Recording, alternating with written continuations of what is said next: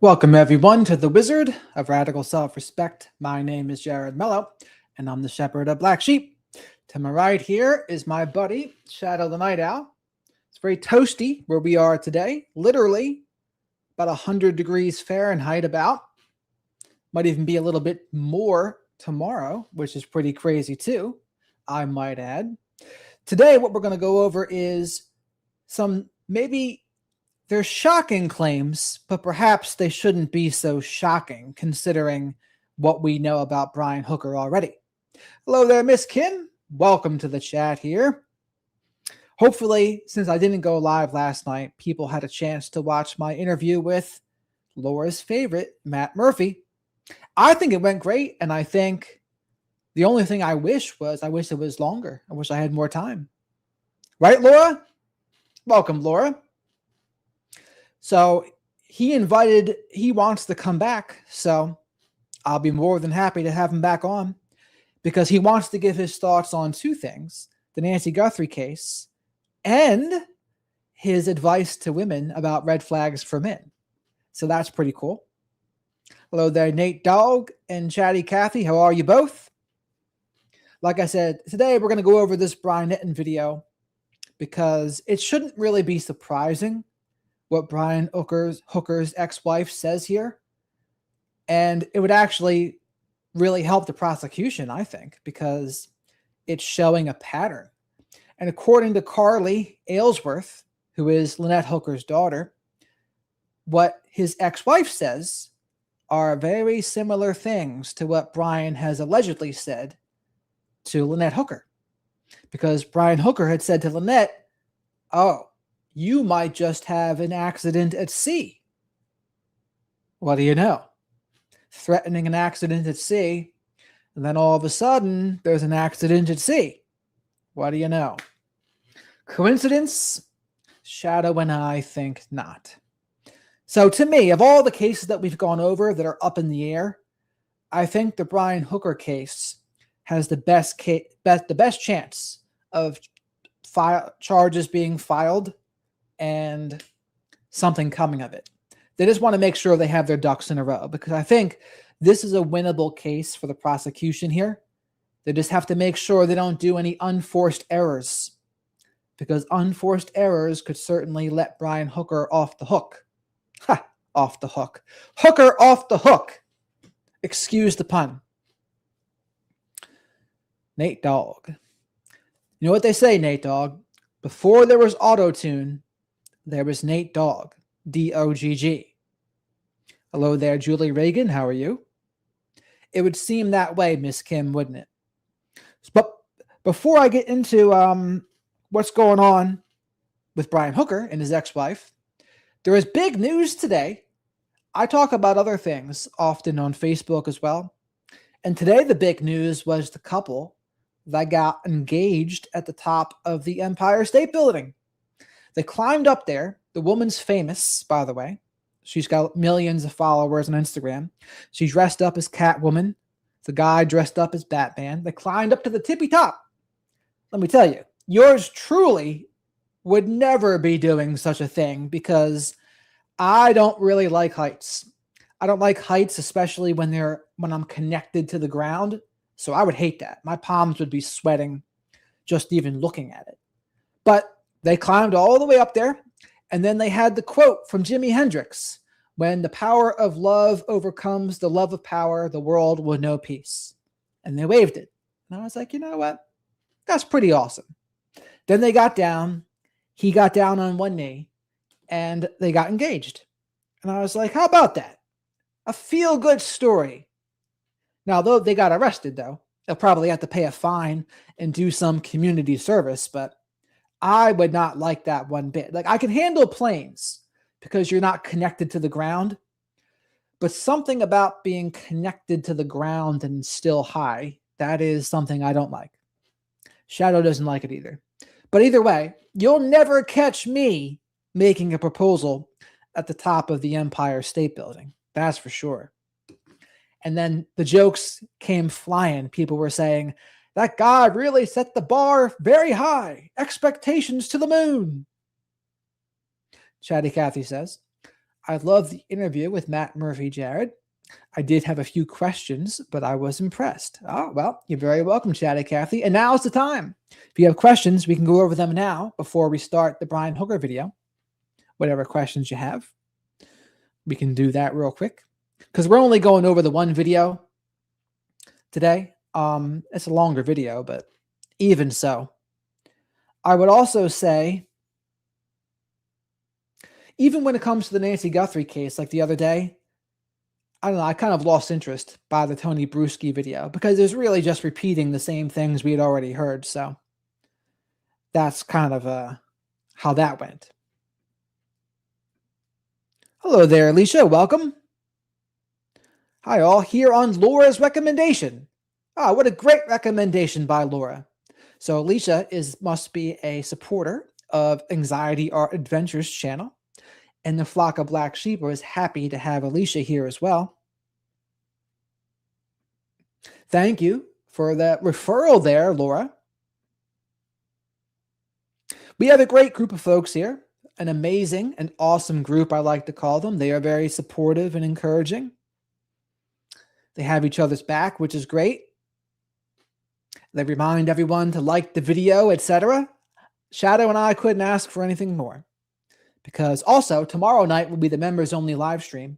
So anyone who's a member, you can become a part of that. 8 p.m. Eastern around is when I'll start that. Although Laura knows I'm not very good at being on time. But, yes, I mean, the super chats, super stickers, becoming a channel member, gifting channel memberships, great ways to support the channel. They help me pay for Shadow the Night Owl soy-free hoodie snacks. Liking the video helps. Getting your reps in on the like button. Subscribing to the channel helps too. Yeah, so Chatty Cathy, just let me know. Let me know when you have a question. If you want to save it to tomorrow, we can do that too. I demand that Laura gets a shirt that says, "Bless your heart." That would be classic. Hello there, Wendy. How are you?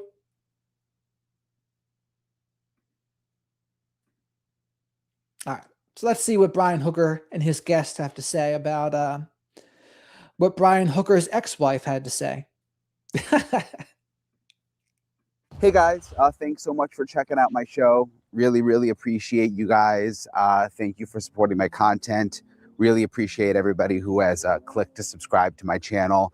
In this episode, I am getting into just some bombshell revelations when it comes to the Lynette and Brian Hooker story. Lynette Hooker, of course, has been missing in the Bahamas. She was on her sailboat soulmate with her husband, Brian Hooker. He claims that she bounced off of the dinghy, but there's been all sorts of inconsistencies in the story. Well, new today, there is new reporting out about Brian Hooker's previous marriage before. Now, Shadow always says when he sees this smile of Brian Hooker, this kind of looks like the impaired empathy asshole face, for lack of a better word. They say everyone is responsible for their face after 40. And what they mean by that is your character shapes your face. So your face and its features will contort to your personality. And I think there's some truth in that. There used to be more people looking into that kind of thing. It was a pseudoscience in a way. People tried to do it, but it got poo-pooed. But I will say this, you can tell by people's face, I think, what kind of person they are sometimes. And perhaps I should do a demonstration of that in a video at some point. I'll show you like two guys. One guy, you'll be like, you know what? That guy's certainly nice and caring. And then I'll show you a guy that looks like this or something like this. And it's just the opposite. They look like an asshole. They look like they have impaired empathy. And we'll try to go over together what it is that we're seeing. Because that's the hard part, right? Actually giving the specifics about what we're seeing. Lynette Hooker, and just jaw-dropping information coming out about what the ex-wife says that Brian Hooker said to her. Reports that his ex-wife begged a judge for protection after he, quote, threatened her with an accident years before His Oh, I want to miss this part here, but Laura wants me to explain Shadow before we start this too. So Shadow is my buddy here. He is the night owl of the channel. I call him the mascot. Any support that goes to the channel, such as people that like or subscribe or send super chats or super stickers or become a channel member, or people that gift channel memberships, they help me to pay for Shadow the Night Owl's soy-free Hootie snacks. They are soy-free because Shadow is very hormone and testosterone conscious, by the way. And in this day and age, there are lots of endocrine disruptors out there, microplastics. What else would disrupt the endocrines?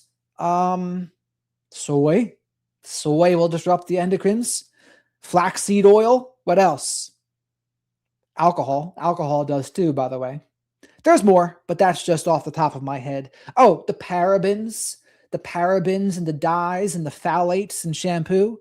Shadow and I are on top of that one too. So we have Shadow approved soap from Kirby's. Kirby's, and what's the men's brand of shampoo that we use? I forget what it's called even. But they don't have the parabens, they don't have the fragrance, they don't have the dyes. They're all things that impact hormones too. So that's the explanation. But also pay attention to what Brian's about to say here, because this is the big claim that Brian Hooker's ex-wife says. His ex-wife begged a judge for protection after he, quote, threatened her with an accident years before his current wife, Lynette, mysteriously vanished at sea. Think about that for a second. Did you hear that? So Brian Hooker's ex-wife was begging the judge for protection after Brian had threatened her with an accident. What does that sound like to you? To me, it sounds exactly like what Brian allegedly said to Lynette. And then what happened? Lynette had that accident and, for all intents and purposes, is passed away. So it seems like Brian Hooker's ex-wife dodged the bullet because she's still here. But Lynette, unfortunately, no, did not. So I don't think that's the coincidence, but what do you all think? The previous wife claimed that Brian Hooker threatened her with an accident. And now think about the situation that we're in with Lynette Hooker. This new information, again, a big deal. I'm going to talk to the reporter who found the documents and have the latest coming up in this episode of Brian Enitn Investigates. All right, hey guys, so let me get to the latest on Brian Hooker and his past, which again is really, really jaw-dropping, and this is all stuff that I had never heard about before. This is according to the Daily Mail. They say that Brian Hooker was previously accused of threatening his spouse, and court documents describe violent outbursts. They describe porn use. They describe harassment and abuse involving Brian Hooker. And this is his second marriage that we're talking. So in Brian Hooker's second marriage, there was porn use, harassment, abuse, threats. So what does Brian Hooker sound like here? I mean, he sounds like an intimate partner abuser, probably narcissistic, if not worse. And he's narcissistically abusing or using coercive control, domestic violence, call it whatever you want. But that's what he sounds like to me. And those kinds of people on the far end, when they lose control, they will do anything they can to regain control. And I have a feeling what happened in the Bahamas was Lynette told him, I'm leaving. I got a plane ticket. I'm going back to the States. And Brian Hooker said, the hell you are. He might not have said it at first, but that's what he was thinking. And then they're out there on the ocean. They have their accident. I don't know exactly how it happened, but it certainly doesn't seem like he tried too hard to save her, that's for sure. And then his story doesn't add up. There's all sorts of lies, tons of lies, by the way, tons of lies. Then he says, a higher power, a higher authority is going to have to force me to stop looking for my wife. Then the next day, back to America with his mother. So So many things don't add up. Where there's smoke, there's fire. And I think there's certainly some fire in this case. About here, which I didn't even know existed. His second marriage to a woman named Elizabeth Hoseth. Now, his second wife, Elizabeth Hoseth, passed away. This was back in 2024. She was 64 years old. So she is no longer alive to tell her exact. Oh, I misspoke. I said she was still here, but his ex-wife is not still here. She's passed away, but not at Brian's hands. Story, but there are court documents that are still out there that the Daily Mail was able to get their hands on. And she, before she died, was able to put together a personal protection order claiming that Brian Hooker had threatened her. And this is all according to the Daily Mail. Now, remember, we have heard a lot about Lynette Hooker's relationship with Brian Hooker and allegations of abuse there. These are, of course, allegations that Brian Hooker has denied. But all of that has come ever since Lynette Hooker went missing in the Bahamas. And I'll get back to the newly uncovered abuse allegations with the second wife in a second. But let me give you just a little bit of the backstory for those of you that need a little sort of refresh. Well, first of all, this is kind of interesting. I was taking off from Fort Lauderdale earlier this week, and I remembered that the Hooker sailboat Soulmate is docked right there at the Coast Guard station in Fort Lauderdale, which you can see right after you take off. And I could actually see the sailboat out of the window on the plane. I was only able to get a footage of it for a second before I went by, but there it was right there still. So Butterfly Girl asked a good question. She had said, are they waiting to find a body before they arrest him? And in this case, I don't think they're going to find a body, but it's not mandatory to have a body to file charges, by the way. In the Hawks case that Matt Murphy wrote about in his book, there was no body. Both of them were killed, double homicide, no body. And they were both convicted. So that's the thing. In this case, what I think is going on here is they're just trying to get their ducks in a row. They're trying to get their ducks in a row, and then they have to file charges. Then when they file charges, they would have to bring him back somehow. So wherever he is would have to extradite, whether that's America or wherever. Now, the fear would be, as Nancy Guthrie had said, there are some places that don't extradite. And one of those places is France, but there's other places such as Vietnam and other areas that you go there. You can stay there, believe it or not. And a good example of France is Roman Polanski. Anyone knows who Roman Polanski is? He's the original husband of Sharon Tate, the person that was killed in the Manson slayings in 1969. A helter-skelter, right? Well, 8 years after that happened, Roman Polanski was caught drugging and SAing a 13-year-old girl. And he was arrested, and there was going to be a plea deal, and he was going to serve like a small amount of time, but then he was afraid the sentence was going to be expanded to 50 years, is what it said, and then he fled to France. So he never spent time in jail, and he's been in France ever since. And because France does not have an extradition agreement with America. It's wild that kind of thing can happen, but it happened to Roman Polanski. And then he did more movies. He did The Pianist in 2002. I think that won Best Picture. So he's still out there doing things. He's 92 years old now, but he did that. But the point of that story was just to prove that, yeah, not everywhere is going to extradite you. Now, Roman Polanski, he's wealthy, so that probably played a part too. Someone like Brian Hooker, I don't know what they would do for him. But hopefully he would be extradited, though. You press charges, and then they bring him back to the Royal Bohemian Police. At the Coast Guard station. And it's been seized by the Coast Guard, which I've reported on while the criminal investigation into what happened to Lynette. Oh, I almost missed something important here from Laura. Laura, there we go. Laura gifted 5 The Wizard of Radical Self-Respect memberships. Shadow and I thank you so much, Laura. Whoever gets those, and hopefully it's people actually in the chat, by the way, Sometimes it doesn't do that. But whoever gets them is going to have access to the members-only live stream tomorrow. So that's a Q&A, chill-and-A. Now I do them for a while. We talk. We have a grand old time.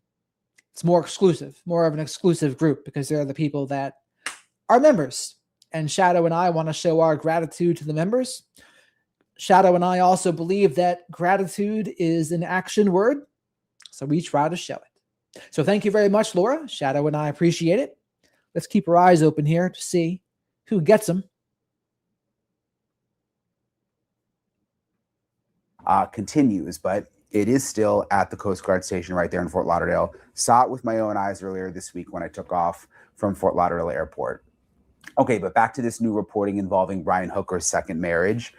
The Daily Mail reports that court filings reveal that his second wife's allegations against Brian Hooker, and this is the jaw-dropping part, have a striking similarity to claims made by Lynette Hooker's daughter, Carly, who has said that Brian Hooker choked her mom and also threatened to throw her overboard. The court documents from decades earlier indicate that, again, the second wife, Elizabeth Hoseth, also feared for her safety in a very, very similar way that Lynette feared for her safety. This, according to the court documents. In the personal protection order, Hoseth wrote, "In our most recent phone conversation, he suggested that I not mess with him, that there could be an accident, And she wrote, "I tried to get him to elaborate, and he just said, 'Everyone knows how I am. There could be an accident.'" Everyone knows how I am. That's what Brian Hooker said. There could be an accident. He's saying this to his ex-wife. And what does that tell you? It tells you that people like Dr. George Simon were absolutely correct to say it's not that they're not aware, they just don't care. And Matt Murphy said that in his book too.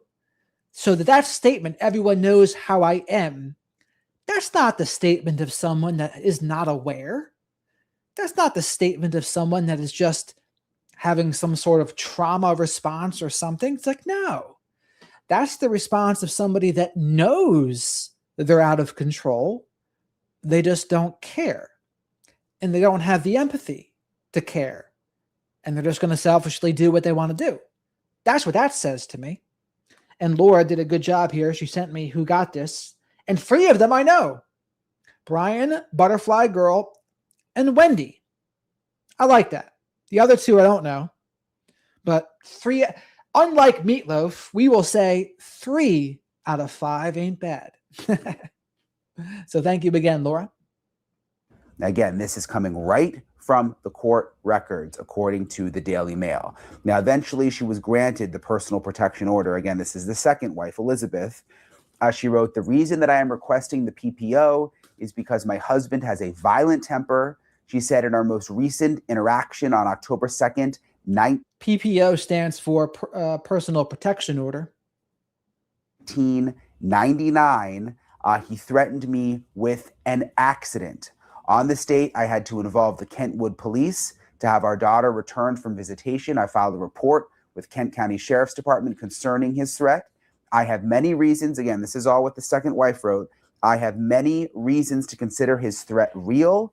And she wrote, during the course of our marriage, he drank, indulged in pornography, and was verbally, emotionally, and physically abusive to me. She wrote, I have been kicked, pushed. Emotionally and physically abusive, plus porn usage, plus threats. Yeah, I mean, this guy sounds like a narcissistic abuser to me. So, domestic violence, narcissistic abuse, coercive control, all of the above. That's what he sounds like. Down, spat on by him. He also, during his rages, would destroy things such as rocking chairs, telephones, etc. My walls have plenty of marks left by him. He was also verbally and emotionally abusive to my first 2 children from my first marriage. This goes on. She continues to write, he is also a thief. He took the equity check from my house, forged my signature, cashed it, and kept the money. Now, Hooker's second wife said that Hooker was obsessively harassing her. Again, this is what's in the court documents, according to the Daily Mail. And you're going to hear from the reporter in a second exactly how he got these documents. But she says that he was obsessively harassing her, has been to my place of employment, looking for me, checking my work schedule, harassing me over the telephone. What does that sound like? That sounds like stalking. It also sounds like someone that can't tolerate losing control. So again, he was kicking, spitting, emotionally abusing. I'm not sure he has said hitting, but kicking and spitting, I mean, that's bad enough. And then the stalking's bad enough. So, but here's the bottom line for everyone else, right? What's the lesson here? The lesson here is if you see these patterns in a man, it can be dangerous for you, life-threateningly dangerous. And this is what Spencer and Monique Tepe, they learned, unfortunately, with their lives. But Michael McKee did the same things. So, ladies, and some men, if you see people doing this, that's your cue to try to make a plan to leave safely. Notify friends, family, maybe even law enforcement. They often suggest that you have a to-go bag ready in case you need to leave on a minute's notice. Make sure you have personal belongings, any medicines you may need. And I get it. It's not always easy to leave, that's for sure. Some people can't. Some people can't because of finances or other reasons. I'm fully aware of that. And in those cases, getting your ducks in a row to leave is what's important. And again, it might seem impossible, but Shadow and I don't like that word, impossible. Because what's impossible mean? It means you're basically just surrendering to the awfulness.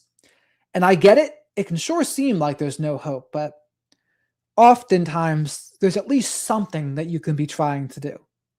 And again, we don't say this to invalidate people. We say this so that you can build some hope that there is a way that you can get out, because you don't want to have happen to you what happened to Lynette Hooker.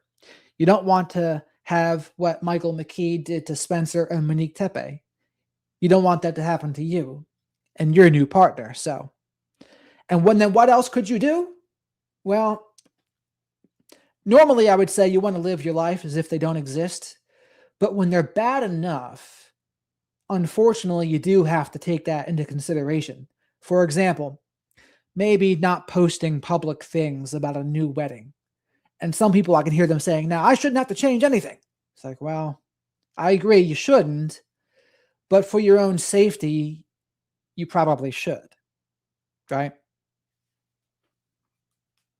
Phone, both at work and at home. He even could not refrain from making lewd remarks in the hallway outside of Judge Lieber's courtroom in the presence of both of our attorneys. And she added all of this into these documents, again, obtained by the Daily Mail. It goes on, whenever he doesn't think things are going his way, he will threaten and harass. Okay, so this is what Brian Hooker's second wife said, which is certainly interesting when you look at the bigger picture of where things stand now, considering that Lynette Hooker is missing. Keep in mind, Brian Hooker has said all along that he had absolutely nothing to do with his wife's disappearance. He said, though, remember, he said that he would stay in the Bahamas, that he would search for her, but he left right when he was released by the police, and to our knowledge, he has not been back to the Bahamas. Daily Mail reporter Greg Woodfield has been working on this awful tragedy since Lynette Hooker first went missing. He is the one who literally went to Michigan, had to go in person to get these documents and figure out what was going on with this second marriage, and got all of this information. I spoke to Greg earlier. Hey, Greg, it's good to see you. Thank you for joining me. I actually first met Greg when we were covering, I think it was when we were covering Gabby Petito in Florida. That's right? That's correct. It was, yes. Yeah. And then I bumped into you at a bunch of other crazy stories along the way. We see each other from time to time in unusual locations. Yes, we do. Yeah, You never know when we're going to bump into each other. But great scoop with Lynette Hooker. And Brian Hooker. It's such a sad story. I know you've been kind of boots on the ground since the beginning. But I wanted to start off by asking you about this latest piece that you did. I had no idea. I had never even heard about, and maybe I just hadn't dug enough, but I had never heard until I read this today that Brian Hooker even like had a previous wife. Well, in fact, actually, Brian, he had two previous wives. The first one, he was married in 1989 to a lady called Deborah. He's a former Marine, and they married at 29 Palms in California, which is the site of the largest US Marine base in the world. That marriage lasted about 4 years. There were two children. Now they are in their 30s. She divorced him, and then he moved on to the second wife, who was more the subject of the story, Elizabeth Hosseth.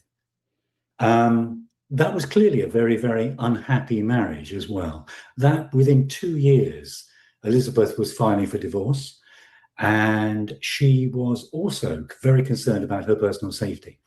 So, quite the pattern here, and patterns are what to look out for. So apparently, Brian Hooker had two previous ex-wives, both of them terrible relationships. Who is the common denominator? Brian Hooker. Brian Hooker is the common denominator in all of those relationships. It sounds like he was abusive in all of those relationships. And it goes to show you, you can't have a happy relationship with an abuser. It's just not going to happen. When someone's as disordered as Brian Hooker is, there is just no hope for a happy relationship. I think accepting that is key. And I get it. Some people have a very hard time accepting it. Maybe they'll think about the good times, and I get it. A lot of it's a trauma bond too. But there's reasons. There's reasons why people have a hard time accepting it, but it's essential to accept it because it's not going to be any different. And it always reminds me of the expression about, or people ask sometimes, how much abuse is normal in a relationship? And the answer is, abuse in a relationship is like poop in your soup. Even the littlest bit of poop, and you wouldn't eat that soup. The same is true for abuse in a relationship. A little bit of abuse, gone. Not good. And in Brian Hooker's case, it would be a lot of abuse. So. And as you and I know, covering the Brian Hooker story, very many stories have come out about tension between Lynette Hooker and Brian Hooker, so much so that at one point they did split up on their voyage when they were going towards the Bahamas. She came back to Florida. There's been a lot of talk about that.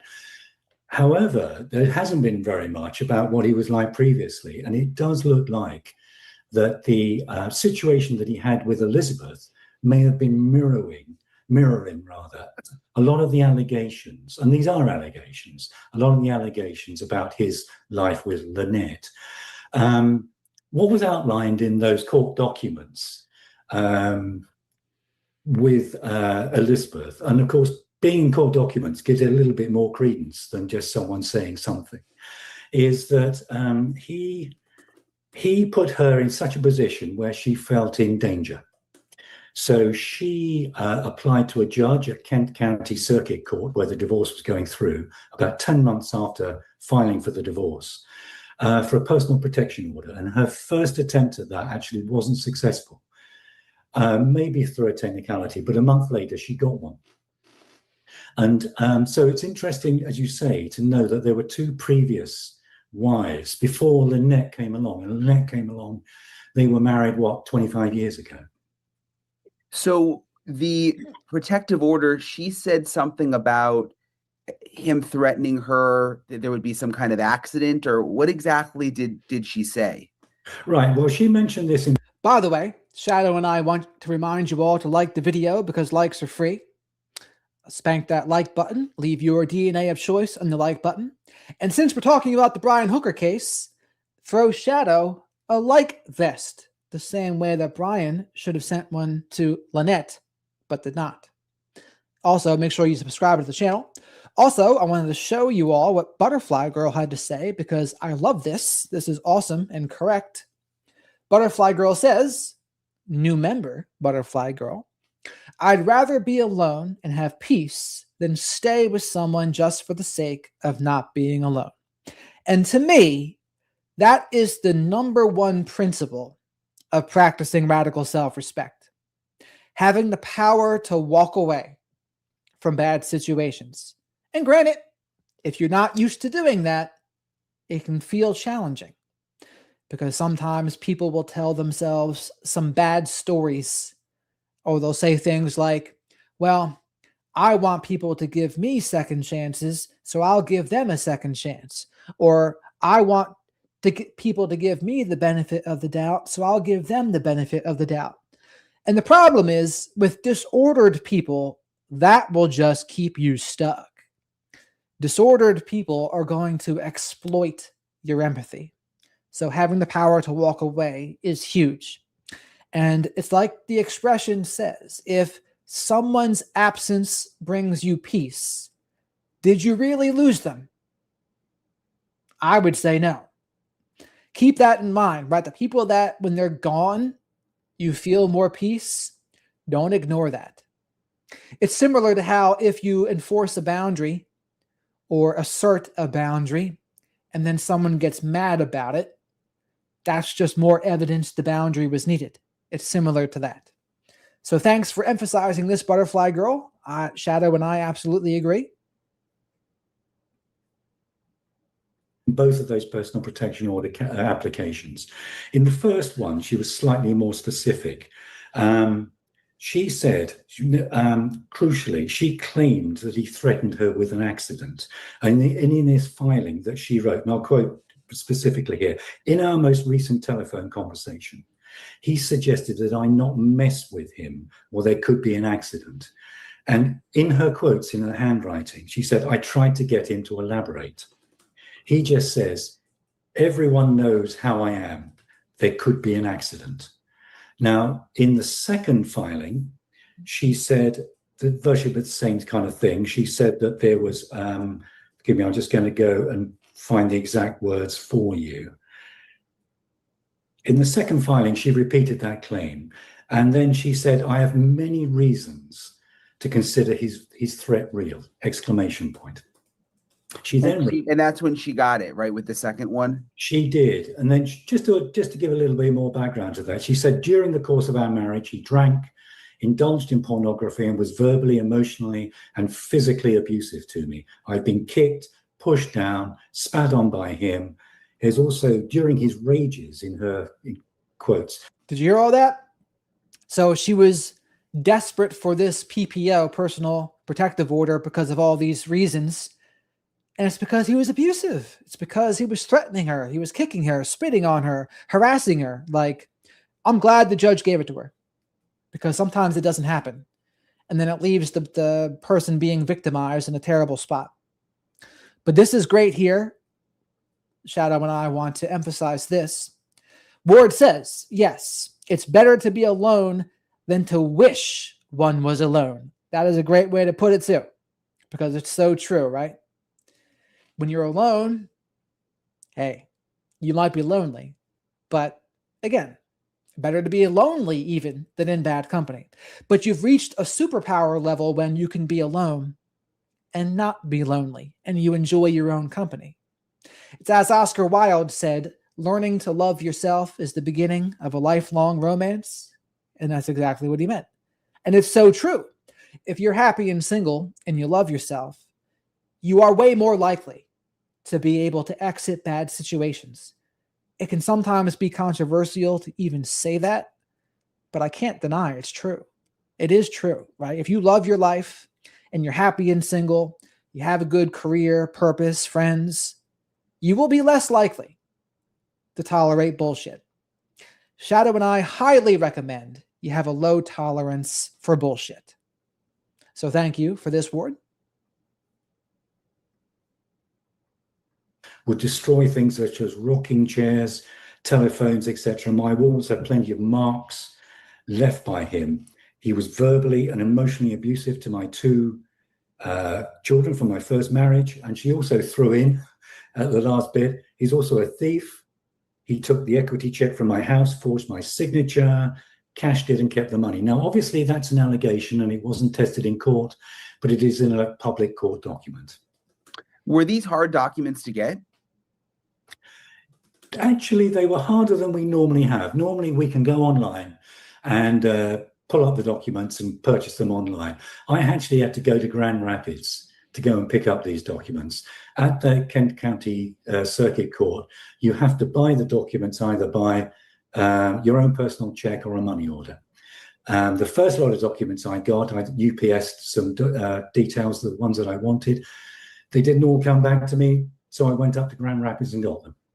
I guess that would explain why we haven't seen them until now. You know, they were sort of difficult to get. They weren't exactly hiding in plain sight. So, Ward, that's a good point. I do wonder if Brian Hooker's first wife tried to warn Lynette. But here's the thing about that, right? A lot of times, if someone wants to warn someone, the new partner who is being love bombed, if they don't tell them at the right time, like when it's still the good time, the love bombing time, they'll probably just say, oh, you're just jealous. You're jealous or envious of me, and you want him back for yourself. So unfortunately, a lot of times it doesn't really do too much good once the abuser has their hooks in them to try to warn that other person. But when they might be more open to it is after that mask comes off, the devaluing begins. Then maybe they might agree and say, oh yeah, you're right. This guy's awful.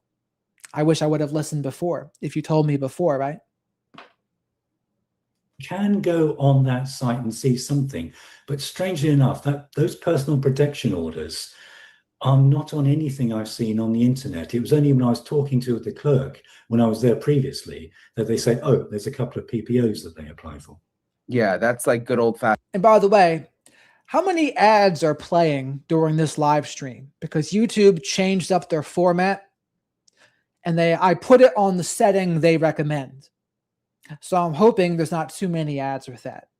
There's another setting I can put on too, perhaps, but how is the experience for the people watching now? Let me know. Reporting, right? I mean, it's like boots on the ground a little bit. Yeah, and you hear a little something that someone says, and then you need to go follow up. So the second wife who had this protection order, she passed away? She did. She passed away in 2024, and they did have a child together who was, at the time of their divorce, aged about 2. She still lives in the Grand Rapids area. And it's my understanding that actually, despite the bitterness between Elizabeth and Brian, that the child, who is now an adult, obviously, still is in communication with Brian. Interesting. And what about the first wife?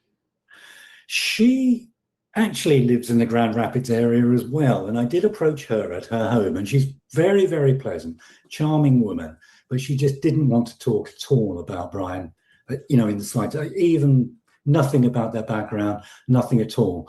And they have 2 children. One of them lives in Grand Rapids, another one lives on the West Coast. You've made several trips to Michigan, I think, right? Yes. Yeah. What's your sense? I mean, was Brian known in this area? Like, I guess, what's your sense of them from just talking to people on the ground there? I don't think he was particularly known. I mean, he and Lynette lived in, he's originally from California. He and Lynette lived in Michigan. I think they lived in her mother's house to start with in Onstead, Michigan, and then moved around. They had another place in Grand Rapids. But don't forget, for the last 4 years, they've been on this voyage, which started in Texas on their 50-foot sailboat Soulmate, and then went around the Gulf, threaded through the Keys, and they ended up in the Bahamas earlier on this year. So there is not, apart from some relatives, and I spoke to, and I know you've spoken to her as well, Carly Aylesford, who is Lynette's daughter, who's just going through living hell at the moment because obviously there's no body to be found. I think she is the main person who has got some kind of tie, and also, of course, Brian's daughter, who's still living there. Have you gotten any sense of where Brian is? I have spoken to people who think they have sighted him. Last time I was there, Someone believed they sighted him in a shopping mall in Grand Rapids. And Interesting. So they're saying Brian is still in the States. He's in Grand Rapids, Michigan, I guess is where that is, right? I mean, Brian Hooker also has a daughter. And I think that's the daughter that he was accused of strangling, I think. I'm not sure how many kids he has, but I know he was accused of strangling one. And Carly Aylesworth was talking about that. So he's still in the States. That's good. Another time. But of course, don't forget, when he left the Bahamas, as you know as well, he went to California. He ostensibly went to California to look after his ailing mother. Now, confusingly, he has two mothers. He has a stepmother and he has a real mother. And I think it was his real mother that he went to see, and she lives in Sacramento. So it's flitting between Grand Rapids and California that I believe he probably has been. But don't forget, there is a friend of his reported recently who thinks he may have left the country. Yeah, that's why I was asking you, because I had heard mixed things. Some of the friends were worried that he was leaving the country, but then I saw a report somewhere that he may have been seen in Michigan, but it didn't seem like confirmed. It seemed almost... So maybe they don't know after all. Maybe he did leave the country. So there's conflicting reports. And when there's conflicting reports, how do you determine which one's true? Well, I can tell you what I would do. I would say you would have to actually talk to the people giving those reports. And then you would ask them when did you see him? When did you hear that? And usually the people that can be more specific, they're the ones that are closer to telling the truth a lot of times. I'll never say all of the time, because there can be some liars that tell some pretty specific tales. That can happen too, but for the most part, the person that's going to be more clear and specific, I would often think is being more truthful. It's more a little bit like a rumor. From the person I talked to, I think it may be more than a rumor. Okay. I think probably ironically, in the last few weeks, he may have been back to Michigan. Okay. He apparently has a brother in California who lives slightly off grid. This is what I've been told. I mean, I obviously can't confirm that, so don't take it as gospel. He may go there occasionally with him. Okay. Makes sense. Yeah. So he had that lawyer. I remember in the Bahamas, he had that female lawyer when he was in like custody and questioned and then freed. And then I think, does he have another lawyer in Michigan? He has another lawyer in Michigan. I haven't got her name down here, but I've tried to contact her several times. She never gets back to me. I mean, obviously every story that I do about Brian Hooker, I make an appeal to her to go through her website to say, would she like to comment on this story? She never, ever gets back to me. She has made a public comment once saying that he denies all the allegations, as has the lawyer in the Bahamas. I'm not entirely sure that the lawyer in the Bahamas is still representing him, but probably the one in Michigan probably still is. But there's very little communication. In fact, from my point of view, none. Yeah, I had that one initial statement from her where she said, that he had no involvement in Lynette's disappearance. But then since then, I haven't heard anything or gotten a response either. And I don't think News Nation has either. So I don't know if she's technically still representing him or if it was just, at that time. Oh, you mean the one in the Bahamas? I know, I mean the one in Michigan. Oh, well, yeah. I mean, that could be the case. I mean, he obviously does need a lawyer because he is still under investigation. When the last time I talked to the police in the Bahamas, they are still considering him as a suspect. Just when I took off yesterday from Fort Lauderdale for a story, I looked out the window of the plane and the boat is still at the Fort Lauderdale Coast Guard station. I think it was in Fort Pierce, and then it got moved down to Fort Lauderdale. So they still have the boat like in custody, I guess you could say. Well, they certainly do. I mean, obviously, when it was in Fort Pierce, the investigators swarmed on board. They took a lot of stuff. That was their big opportunity to go through that thing with a fine-tooth comb. And they did, didn't they? They got a device with some GPS data on it, which cast doubt on where Brian said he was. That was one of the things that was sparked the responsibility for that second search earlier on this year, when divers searched a slightly different area of the water, where Brian said Lynette went missing in one area. This GPS information might have suggested somewhere different, and they didn't search there. Yep, and Ward makes a good point about this too.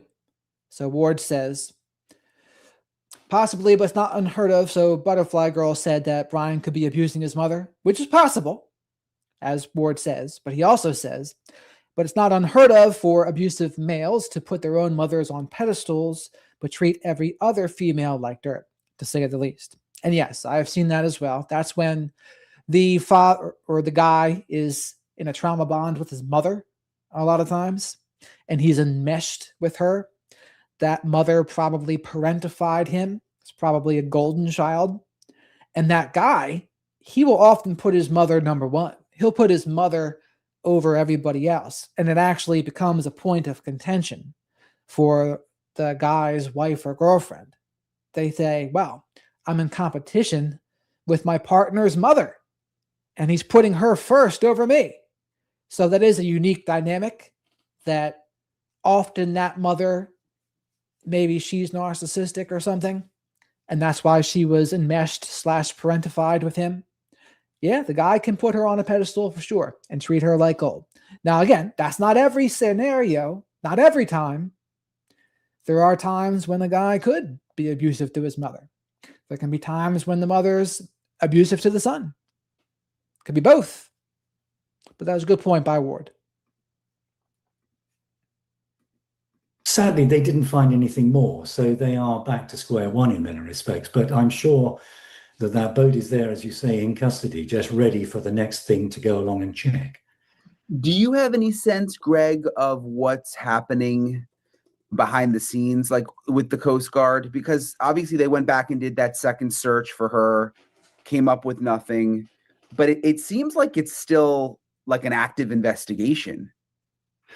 And that's also true. Butterfly Girl says something important with a real world example, by the way. She says, but it's also true. Ted Bundy's mother adored her son. And this is true. The day of his execution, or the day, I'm not sure if it was his sentencing or whatever it was, but she had said, you'll always be my son, right? So even in the case of a predator like Ted Bundy, a sexual sadist like Ted Bundy, his mother still loved him. So nothing like a mother's love, they say. The closest to unconditional, perhaps, in the human world. But that being said, that's only if they're not disordered. Narcissistic mothers and others, not so much. Very conditional in those cases. And you would use love in quotations as well.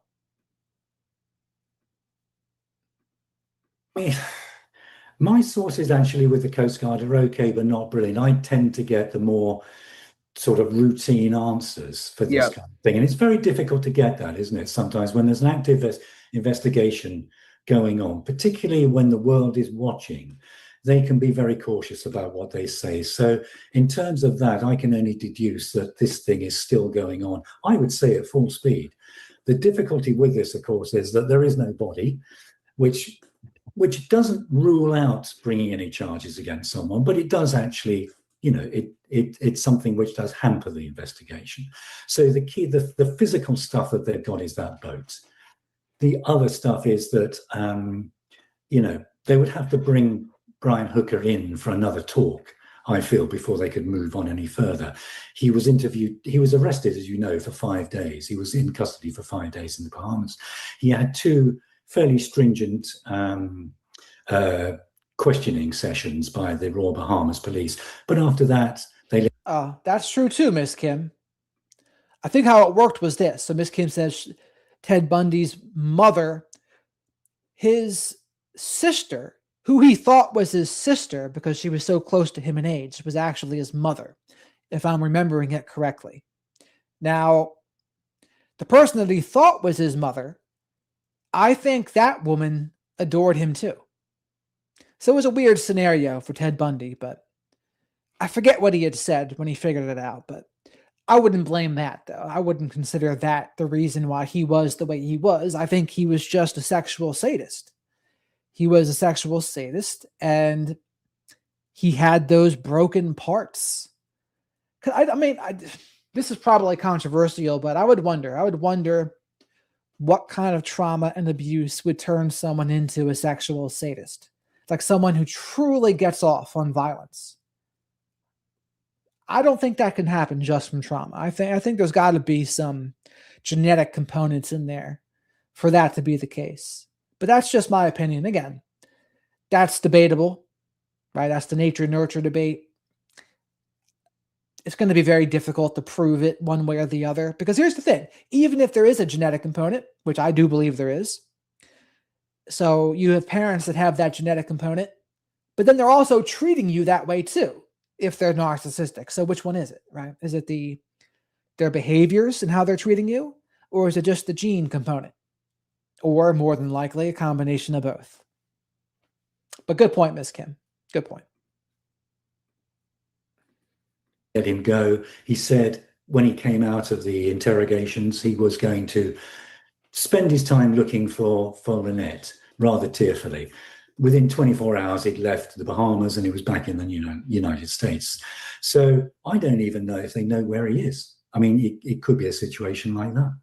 Yeah, and I just found it interesting that they kept him in custody for so long in the Bahamas. I've just wondered if there's something we don't know still that the Bahamians knew. You know what I mean? For them to keep him there until that last second when they had to release him. You're right. That was the last moment they had to release him. It was a bizarre kind of deadline. It was something like 21 minutes past 7 on a Monday. It was absolutely unreal. So Chatty Cathy says, so what are the facts of this story? Married, history of DV, alcoholic, what else? How do they support their lifestyle? How many times did she say she was leaving? I think she had money. I think Lynette had some money in an investment. They were traveling around for 4 years, apparently, doing their thing. They were recording it. They had a YouTube channel, but it wasn't very popular. So how exactly were they funding it? I'm not exactly sure. I think the money came from her, though. And I think for her, what happened was she was in a trauma bond with him. And, I think she had her struggles with alcohol, too. And between the two things, I think she tried to leave several times, but ultimately she went back.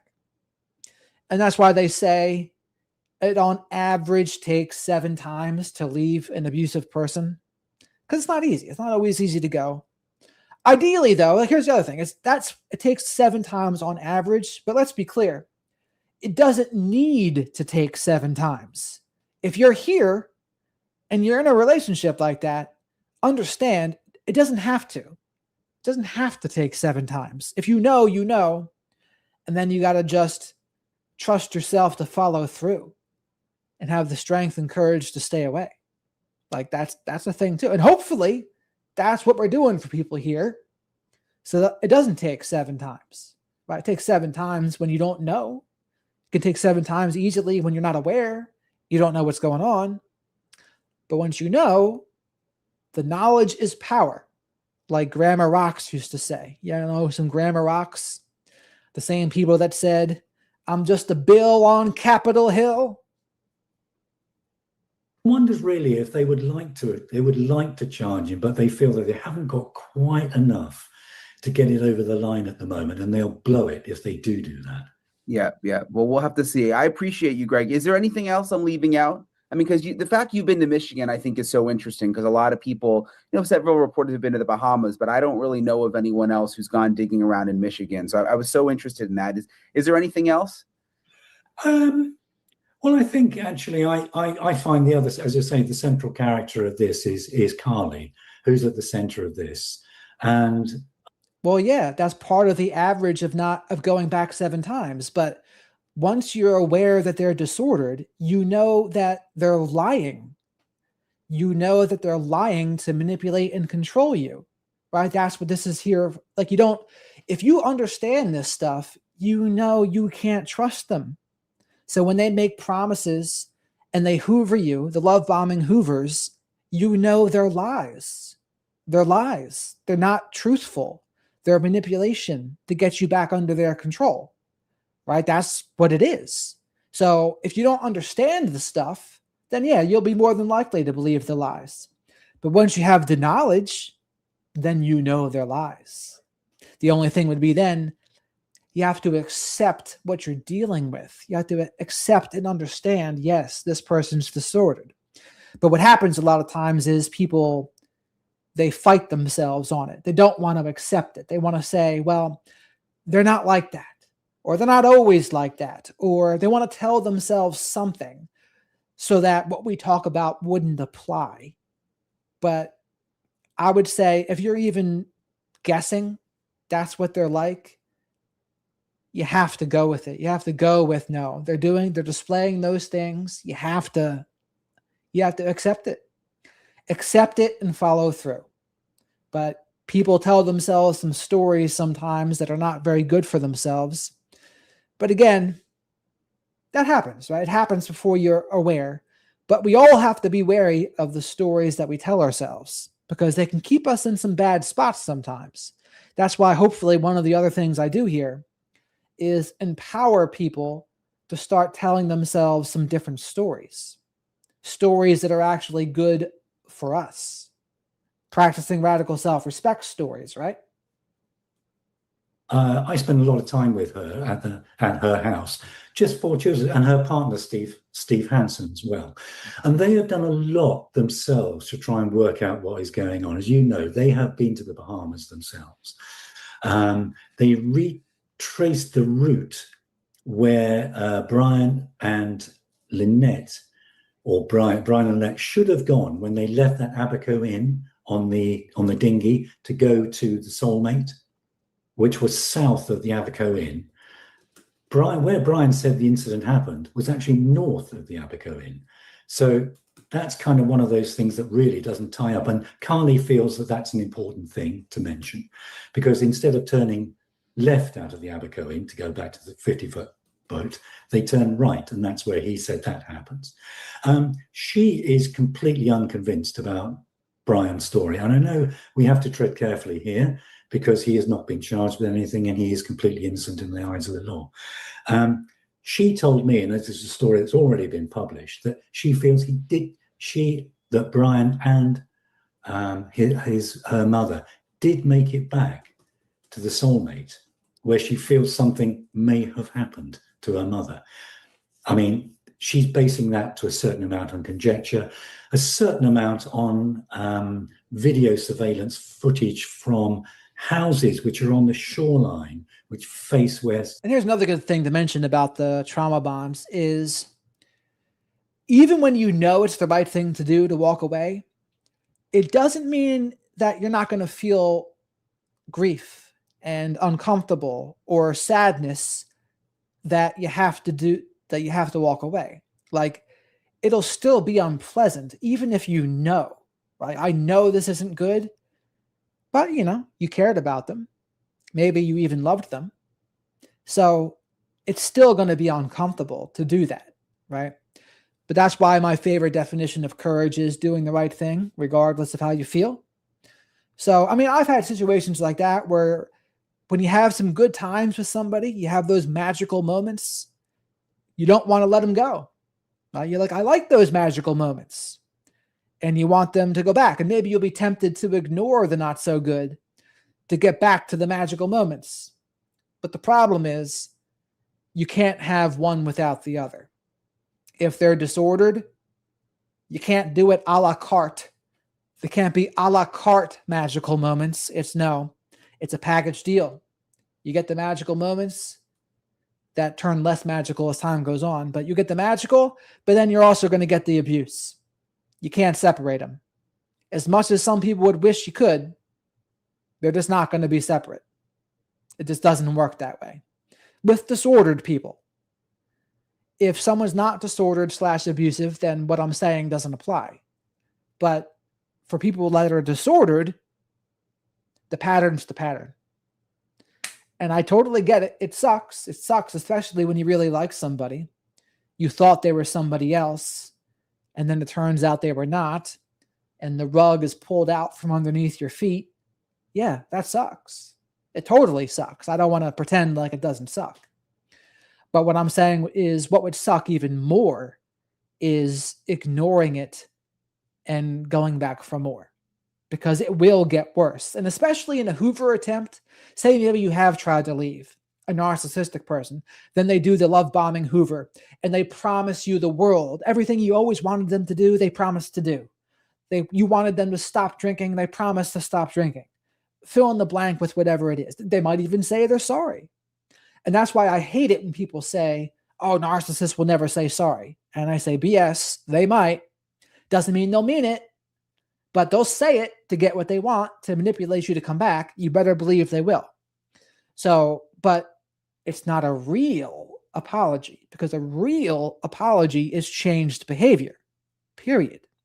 So you got to watch out for all that. They'll do all that, but then what will happen is they'll become, if you actually make the mistake of taking them back, then they'll be resentful that they had to be nice to you to begin with. And then the love bombing honeymoon period will be even shorter. And then the devaluing will be even worse.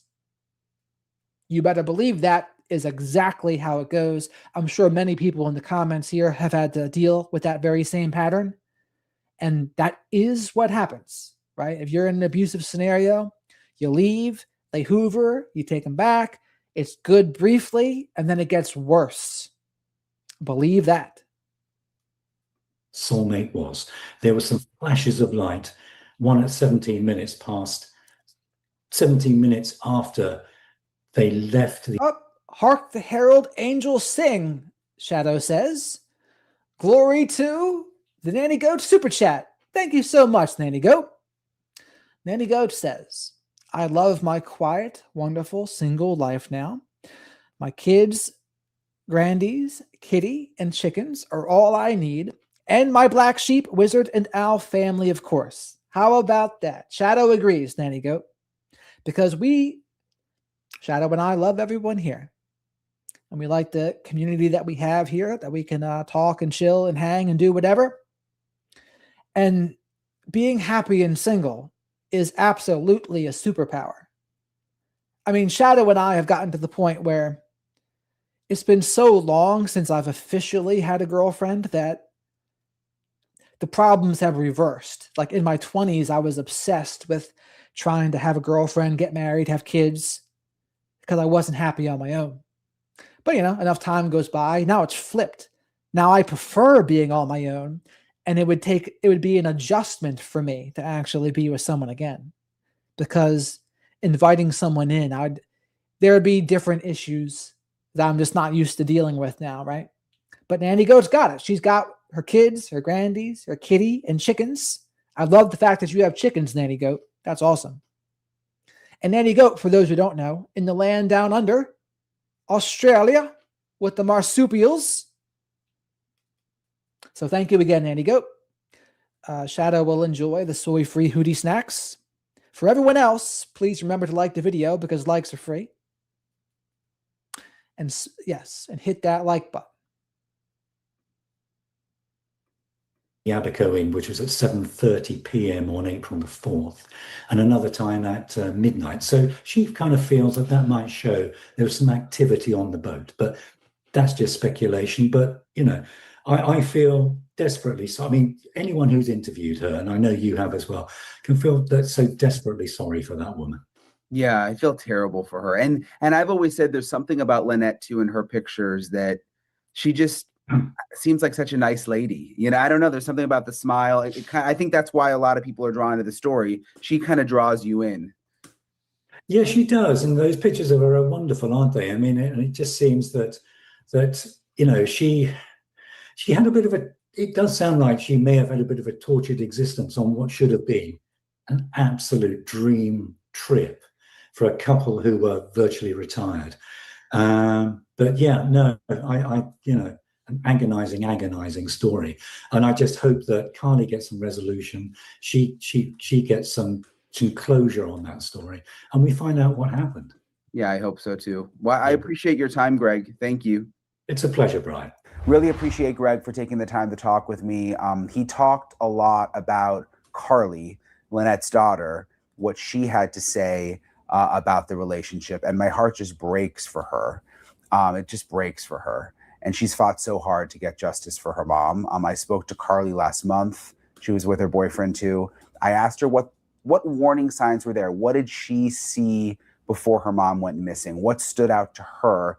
I want to play that conversation for you guys again, especially in light of now what we're learning about this second wife and what she said. For people who haven't been... So we went over this a while ago, but this is Carly and her boyfriend. Her boyfriend looks so much older than he is, I think. Like he looks like he's maybe in his mid 40s or something, maybe late 40s. But I think he's probably late 30s. Maybe early 40s. Following this really closely, what makes you suspicious of your stepdad? I mean, what raises the alarm bells? For one, he's already made this threat 2 years ago that this exact thing was going to happen to her, that he would make sure this would happen to her. And he's threatened it, I'm pretty sure, multiple times, and has done actions to her that have hurt her. So the fact that this is happening now is kind of coincidental, I guess, or it's just funny because you said that you were going to do this and now it's happening. So why wouldn't I just believe your story? I would need more answers than just believing your story at this point. Yeah, and you were very quick to say you didn't believe the story. I mean, it right from the get-go, it seemed like. Yeah. Did your mom ever say anything to you about him? 2 years ago, when they broke up in 2024, I went to go visit her in Florida, and she this is a great wise words here by Nanny Goat. You ready? If you wake up and the first thing you do is to avoid your partner, it's time to go. Hit the road, Jack, and don't you come back no more, is what I would say to that. Or it's the same thing if you're just dreading someone's presence. That's also a sign. And that's the sign of needing to trust your gut, is what I would say. Because when I was growing up, I was never taught to trust my gut. It was the opposite. If I had a bad gut feeling, I was told, what's wrong with you? Why are you being stupid? You're being silly. Your gut feeling's wrong. So it was kind of like a subtle gaslighting. It wasn't like direct, but it had a similar effect, I should say. But it wasn't good. It wasn't good. Usually, and this is what my friend Meredith Miller said years ago. She had said, if you don't feel comfortable being yourself around somebody, there's probably a very good reason for that.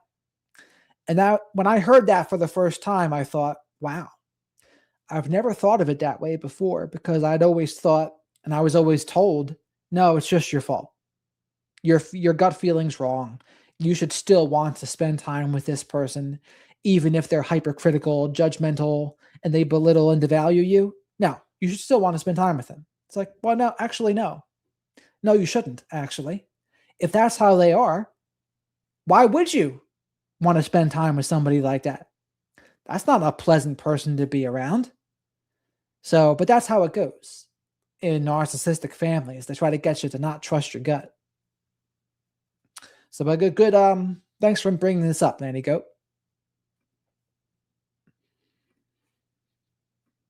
Told me that he choked her out and threatened to kill her and throw her overboard so that nobody could find her. So she immediately left after that fight.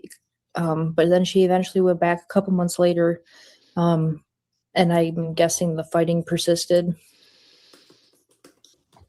What was he like when you were around him? He can be very charming, outgoing, knows how to talk to people. But when he gets irritated, he can be kind of smartassy and just a dick, basically. So there's two sides of him, really. When was the last time you talked to your mom? The Friday before she disappeared. And did she say anything that stood out, or was it just like a normal conversation? Or I was just asking her for advice, and then she was helping me out with that. She doesn't really confide in me in the relationship problems, so it's usually just me. Whenever I have a conversation I want to talk to them about, I text them. I've really thought a lot about Carly when I cover this case, because I just can't imagine what it must be like for her. Like, this is her mom, you know? I mean, and you can just see how much she loved her mom. And a reminder again that Brian Hooker has not been charged with a crime. He has repeatedly said he's innocent. He's had lawyers who have said that he's innocent. But the question is really, what happens next? And especially if they don't find Lynette, could there be a prosecution without a body? And that would be called a no-body homicide. That's what they call it. I spoke with a specialist in no-body homicides, literally like one of the best guys to talk to about how do you prosecute a no-body homicide. His name is Tad Tobias. Given that he's told an inconsistent story, that to me is particularly damning, because one of the things I've said in a no-body murder case is if the person who is the last person to have seen this person, or is an obvious suspect, in this case a husband with a missing wife, if they're telling a lie about something, that's very concerning and very damning. And if they're telling a lie about something that is so critical to the investigation, that is, according to him, she fell overboard and she's missing, why would you be lying about where you were? Or why would you not be truthful about maybe why you turned off the navigation, the location system in your boat, when it's critical for the authorities to be able to search the right place to, in the best case scenario, find her, in the worst case scenario, recover her body? Those would be very concerning to me. And I think what's happening here is exactly what should be happening, removing the boat from the water and being able to give it a very thorough search. If the reports are true that his story does not match up with the GPS data in terms of where he was, is that enough probable cause for an arrest? Very good question by Brian. Just the lies about his GPS location, is that enough for an arrest? What do you think, chat? Do you think it is enough for an arrest, the lies about the GPS location? Press 1 if yes, and 2 if no. And again, the question is the documented lies that Brian Hooker told about his location, is that enough for an arrest? In other words, to file charges. 1 if yes, 2 if no. I think it's enough probable cause for arrest. I don't think they have enough yet to build a case beyond a reasonable doubt. There's obviously, there's differences between those two things. I think in this case, they likely have probable cause. What I'd want to know is, do the police or the prosecutors have any information that is inconsistent with his guilt? That's important, because that's something that is not usually given out publicly. And I would want, as a prosecutor, before I signed off on a warrant for an arrest, I'd want to know that. I'd also want to be absolutely certain that what we are talking about with the boat location system and the GPS is 100% correct. Because as we all know, sometimes in the beginning of an investigation, you learn something and you think, oh, gotcha, this is the information, this is damning. But then when you dig through it, it's maybe not quite clear, or maybe there is an explanation as to why something was turned off. All of that information, I would really want to make sure that is locked solid. And then in order, once you have the arrest, of course, probable cause is nowhere near the same as guilt beyond a reasonable doubt. I would really want to make sure that we have more information, and there does appear to be more information out there. I think the daughter of Lynette has publicly spoken that they had a somewhat volatile relationship. There were often problems when either he drank or they drank. So those types of things, you start to build that information about the relationship between the two of them, and that's what's going to take you potentially from probable cause to a case where you say, yeah, we have guilt beyond a reasonable doubt. What was the phrase you said, information inconsistent with guilt? Is that what you said? Yeah, so if there's some sort of exculpatory information, even though I might have information that seemingly points to Brian Hooker as having done something, if I also have information that says, well, wait a second, he has an explanation for why he said where he was is different than the GPS, because he said, I was searching for her. I was so exhausted. I couldn't keep track of where we were. Or there is some indication that there was someone else there, a third party that could have done something, which we don't have any evidence of. But my point is, because we don't know all the information the police has, it is sometimes hard to say on this information alone, you have probable cause, when you have to know, based on all of the information the police have, is that probable cause? Because what you don't want to do as a police or a prosecutor is just give the court all the damning information and not any information that may have provided an explanation as to why the boat location system went off, for example. Well, maybe it turns out that it broke down or the power went out on the boat. And then it's like, well, wait a second, then it's not that damning and it went off by accident. Those are the types of things And this is what the prosecution is going to have to do here. And the detectives, the homicide detectives in the Bahamas, they want to get their ducks in a row, because if they file charges and they don't have everything lined up and there's some inconsistencies that a good defense attorney can poke through and they can create enough reasonable doubt, it's no good to press charges if you're not going to get the conviction, right? As Matt Murphy was saying the other day, as a prosecutor, you don't want to press charges unless you know 100% that person's guilty. He said it's actually unethical as a prosecutor to file charges if you don't think they're even guilty. And he said another important thing too. He had said, it's not about convictions even. He goes, ultimately the goal is justice.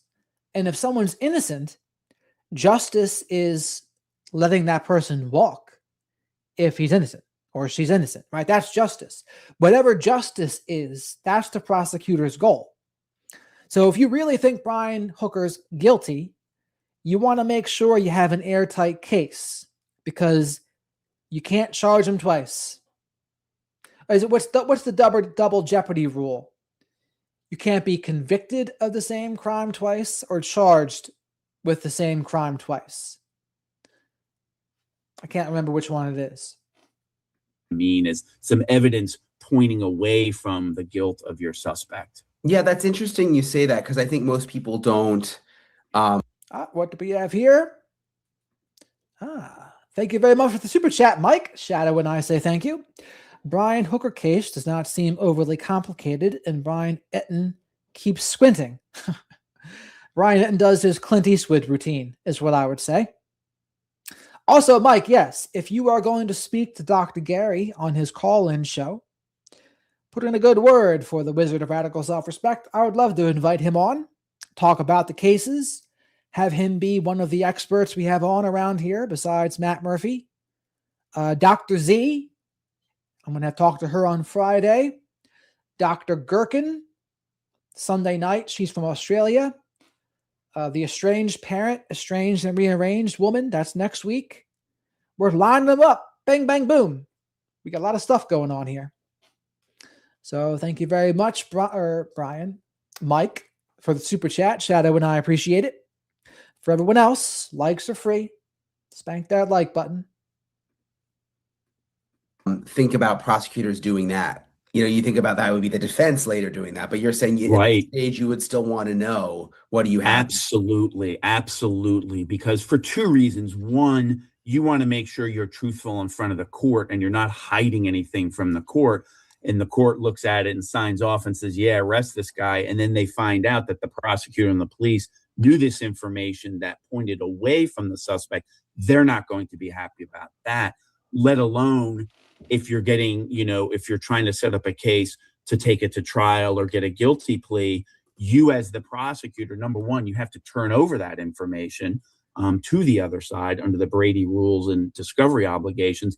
But two, you don't want to move forward on a case if you know there's something in the background that says, hey, maybe he didn't do this. You want to continue your investigation and say, let's really lock down whether what we think is true is actually true. There's something called, the fog of war, and it's sort of like the fog of an initial investigation. And any investigation I've ever been involved in, there's always been some information that comes out initially and you say, oh, this is great, or this means one thing.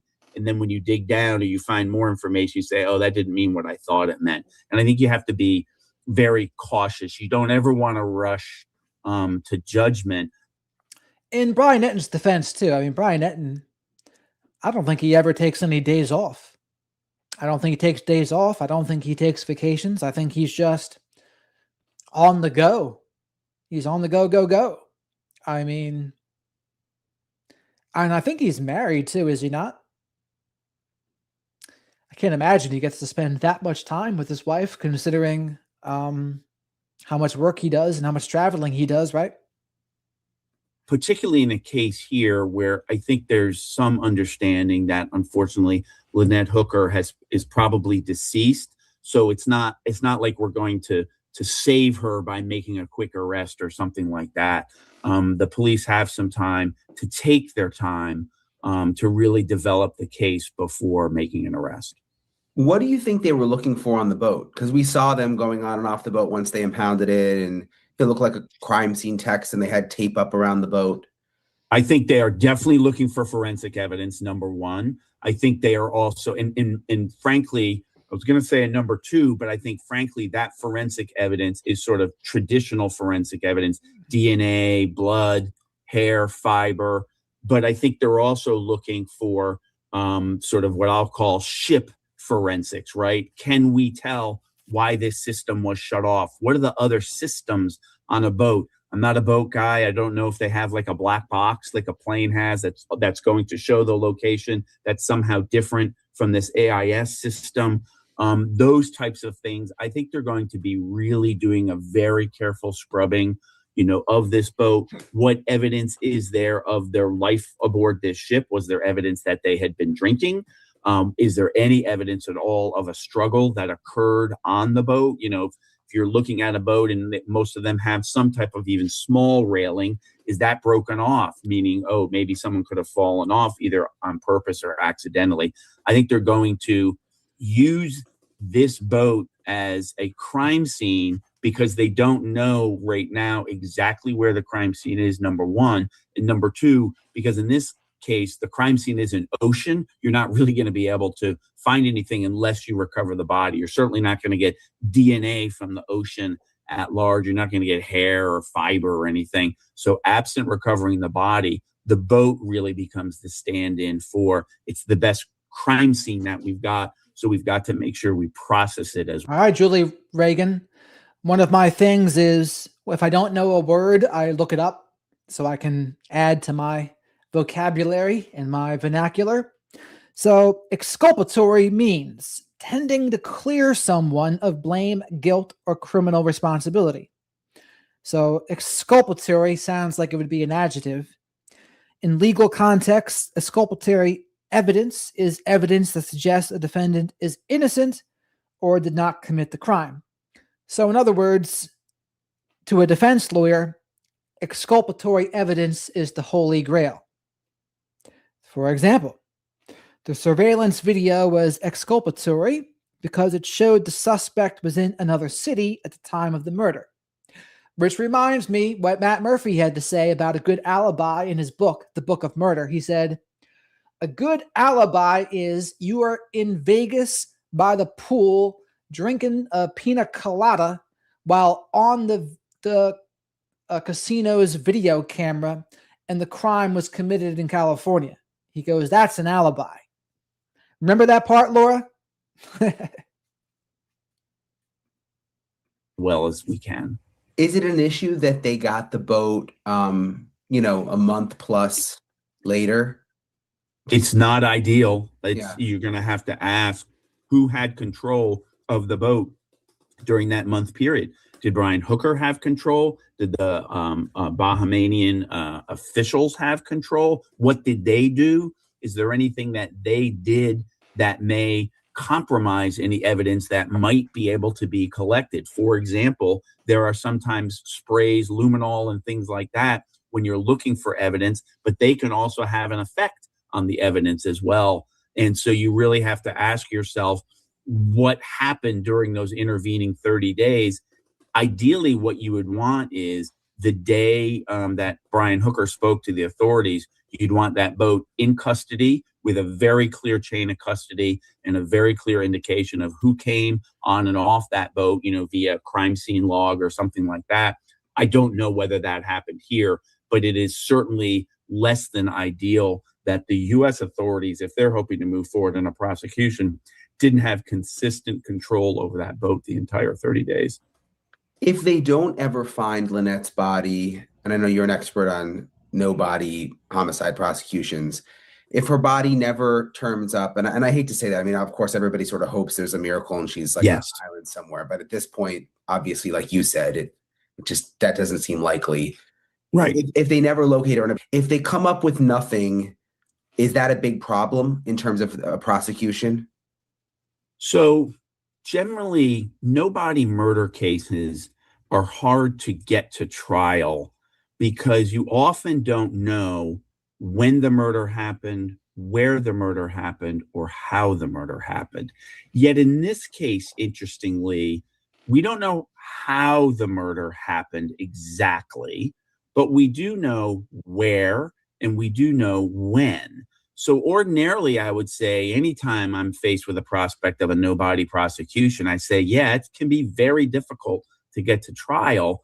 But in this case, I think it's a lot easier because you have some significant evidence that you don't ordinarily have. The prosecution are still going to have to prove, was it Brian Hooker who did it? And maybe prove how he did it, although that's not necessarily required for a murder case. And again, I think he did it, but the case is ripe for the defense to try to poke reasonable doubt holes. Like, how do you know? How do you know she didn't just fall? How's the prosecutor going to prove it? I mean, the prosecutor is going to probably have to use all these other things. Now, and what I mean by other things is things the ex-wife had said, first wife had said, the threats, the things that Carly had said, the lies. The defense would probably try to make a lot of those things inadmissible, is what they would probably try to do. They would say, no, that's not relevant. That's not relevant to this case. That's what the defense would say. The prosecutors would say, no, it's certainly relevant because it helps show a pattern of behavior and it helps show a possible motive, right? So who would win? It'd be an interesting case, right? Because it's one of those cases where it sure as hell seems like he's guilty to me. But that being said, how do you prove it? It's going to be, I don't know, it's going to be tough. And of course, he's probably going to stick with his story of she fell overboard, which has some issues on its own. You know, this is someone who's very experienced being on the water. It's apparently a strong swimmer, even in difficult conditions. And of course, why didn't he dive and look for her? I don't know how much evidence there is of that. But so if you look at the pantheon of no-body murder cases, you have, cases on one side that are very difficult, will probably never be prosecuted, cases that are very strong. I would put this towards the stronger side because a lot of the information you don't usually have in a no-body murder, in a missing persons case. You do have this information here. By his own admission, he was the last person to see her. By his own admission, she went into the water. So you have a lot of this information you don't ordinarily have. There have been a number of no-body murder cases involving people thrown overboard from a boat. It is not, it's obviously not, I don't want to call it a common occurrence, but in the no-body world of cases that went to trial, it is not uncommon, this scenario that we're looking at here. And it seems like something easy for a jury to understand too. Like it's the ocean, the body didn't turn up. Yes, so you can wrap absolutely. your mind around that and make sense. Yes, and I'll give you two other things that a jury would understand. 54% of all no-body murder cases that have gone to trial have involved domestic relationships between the two people, husband, wife, boyfriend, girlfriend, boyfriend, ex-girlfriend, parent, child. So in those cases, in a missing persons case, no body murder, it's kind of obvious. Well, if I'm a husband and my wife, I kill my wife, what's the smartest thing I should try and do? It's get rid of the body, because I'm the number one suspect. If they come to my house and my wife is dead there and I'm there, that's really bad. If I can somehow get rid of the body, I'm going to take suspicion, off myself. The number one place that bodies are disposed of in no body murder cases, when we can learn either after the case or because of the evidence in the case, we learn where the body was disposed of. The number one place is water disposal, because it makes sense. That is the most difficult place to recover a body. You can't use a canine on the ocean, right? But you can use the canine in woods. You have people who are looking in the woods, looking for bodies. You don't generally have people who are just randomly searching in 25 feet of water of the ocean. All of us go to the beach and we're there at the shore, but we're not offshore looking for bodies. And of course, there are creatures there and ways that bodies can unfortunately get disposed of. So those two things right there, I think, are both, as you said, easy for a jury to understand why her body may be missing and why he may have done it this way so that the body would not be found. It just seems it would be difficult for something to turn up at this point. Yes, there are very few cases with water disposals where the body is found. There's a very famous case out of Delaware involving a defendant named Tom Capano, who ended up killing his girlfriend, a woman named, I believe, Marianne Fahey, and he put her in an igloo cooler and eventually successfully sunk the cooler. And she was never found, even though she was inside of a cooler, and so somewhat protected from the elements. And so it is not at all uncommon to have these water disposals where there is never any body found. In terms of he was questioned. He was in custody for 5 days in the Bahamas and interrogated, and apparently cooperated somewhat. I mean, I think he was answering their questions at least for part of that time. And the law in the Bahamas, they kept him there for 5 days, right until the last second when they had to release him, and said they didn't have the evidence, but said something like, "This isn't over, but we had to release him." And then he came right back to the United States. What do you think that means, that he was in custody for 5 days and that apparently he didn't say anything that was enough to arrest? I mean, is that going to be an issue? No, because, we haven't seen the full transcript of what he said, but we do know that he apparently said enough to tell the authorities what his actions were. And now looking at the GPS, which I don't know if that occurred in the first 5 days or not, but the U.S. authorities are able to say, well, that's inconsistent with what you said. So right there, that's actually a helpful feature of getting the person to talk. And from my understanding, what he said was a pretty simple story. We're in the dinghy, and just earlier today, I saw a picture of the dinghy. It's an 8-foot dinghy, but two adults sitting in an 8-foot dinghy. It's pretty crowded. Very in there. small.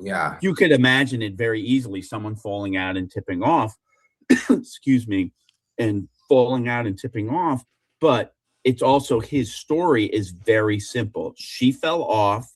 She wasn't able to swim. I couldn't find her, and therefore she went missing. And that is a very basic, simple story. You can consistently stick with that story. And if the body is never recovered, it's very hard to disprove that story, except the way that the authorities seem to be doing it, which is, well, wait a second, you told us about your actions after this happened, and they are inconsistent with your innocent explanation for how Lynette is missing. Could the U.S. prosecutors and the feds here use what he said during the interrogation in the Bahamas? It's going to depend. That is a very good question. In a U.S. court of law, of course, our rules of evidence would apply, not Bahamian. Laura said she wouldn't be surprised if, or she said, I wonder if Brian's was cheating on Lynette. And I would say you put narcissistic plus alcohol in a guy, high probability there's some cheating going on, or at least attempted cheating, right? Between the two. I mean, booze is very conducive to cheating. So that would be my thoughts. And so it would depend on, was he there voluntarily? Was he able to, he wasn't under the influence of drugs or drinking or anything like that. He was able to voluntarily give a statement. Was he read any sort of rights? I don't know enough about the Bahamas to know. I know they're an English-based legal system, but I don't know, would he have had to been read a Miranda-like right or something like that? So that's going to depend on whether that information can be used in a court of law. Do you think it's interesting that the feds here are now investigating and calling this a murder investigation when technically whatever allegedly happened in the Bahamas? No, my understanding is they are both U.S. citizens, and U.S. authorities have jurisdiction over crimes happening to U.S. citizens, even in other countries. What I don't know is, my understanding was this was Bahamas water, and that's my understanding. So I don't know if there's still a different rule for if you're in international water or if you're in water that belongs to another country. But I do know that because they are both U.S. citizens, there is jurisdiction in the United States for any crime committed against a U.S. citizen in another country. If you were working, by the way, folks, Danielle has a book that she has sent now to 2 different contests, and this one's prize is being able to meet with film producers. So Shadow and I wishing some good vibes, sending good vibes Danielle's way for that. Hopefully some good things come out of that. in the case, would you have any concern about him running at this point? I mean, it's pretty obvious that the investigation is heating up. That, it's a criminal investigation. They've taken his boat. There's a search happening right now for Lynette. Yes, I absolutely would have a concern, because we have someone who doesn't reside in the United States, seemingly seems to reside on this boat, seemingly has the ability. I don't know how much money he has or anything, but if you're spending your life riding around on a boat, you're probably doing fairly well. And that would speak to why, at the very least, I would either want to do a quicker arrest, or at least petition a court to say, let's get his passport. We want his passport. We have enough information, maybe not enough for arrest, although I do think they have enough for an arrest, but petition a court to limit his travel. Because interestingly, and I think this, Brian, he initially said, I'm going to stay in the Bahamas. I want to find my wife. And then pretty much very soon after he was released, he came back to the United States, which is also a bit incriminating, because if what you have said is right and you innocently lost your wife in an accident and you're telling people, oh, I want to stay here and find her, and then you immediately leave, that to me is particularly damning as well. Now, he could argue, oh, I was afraid they were going to arrest me because they thought I did something wrong. Fine. But I do think it's telling that he immediately came back to the United States pretty soon after he was able to. Yeah, and that's something I actually wanted to ask you about, whether that could be incriminating, because just sort of playing devil's advocate, they lock him up for 5 days. Right. And then he gets out. I mean, again, not that I believe this, but playing devil's advocate, if he really is sort of grieving his wife disappearing and then they've suddenly locked you up for 5 days, maybe he's like, I got to get out of here. I don't know what they're going to do next. Right. I do think that's a possible argument, but one of the things about no-body murder cases, they tend to almost always be circumstantial evidence cases.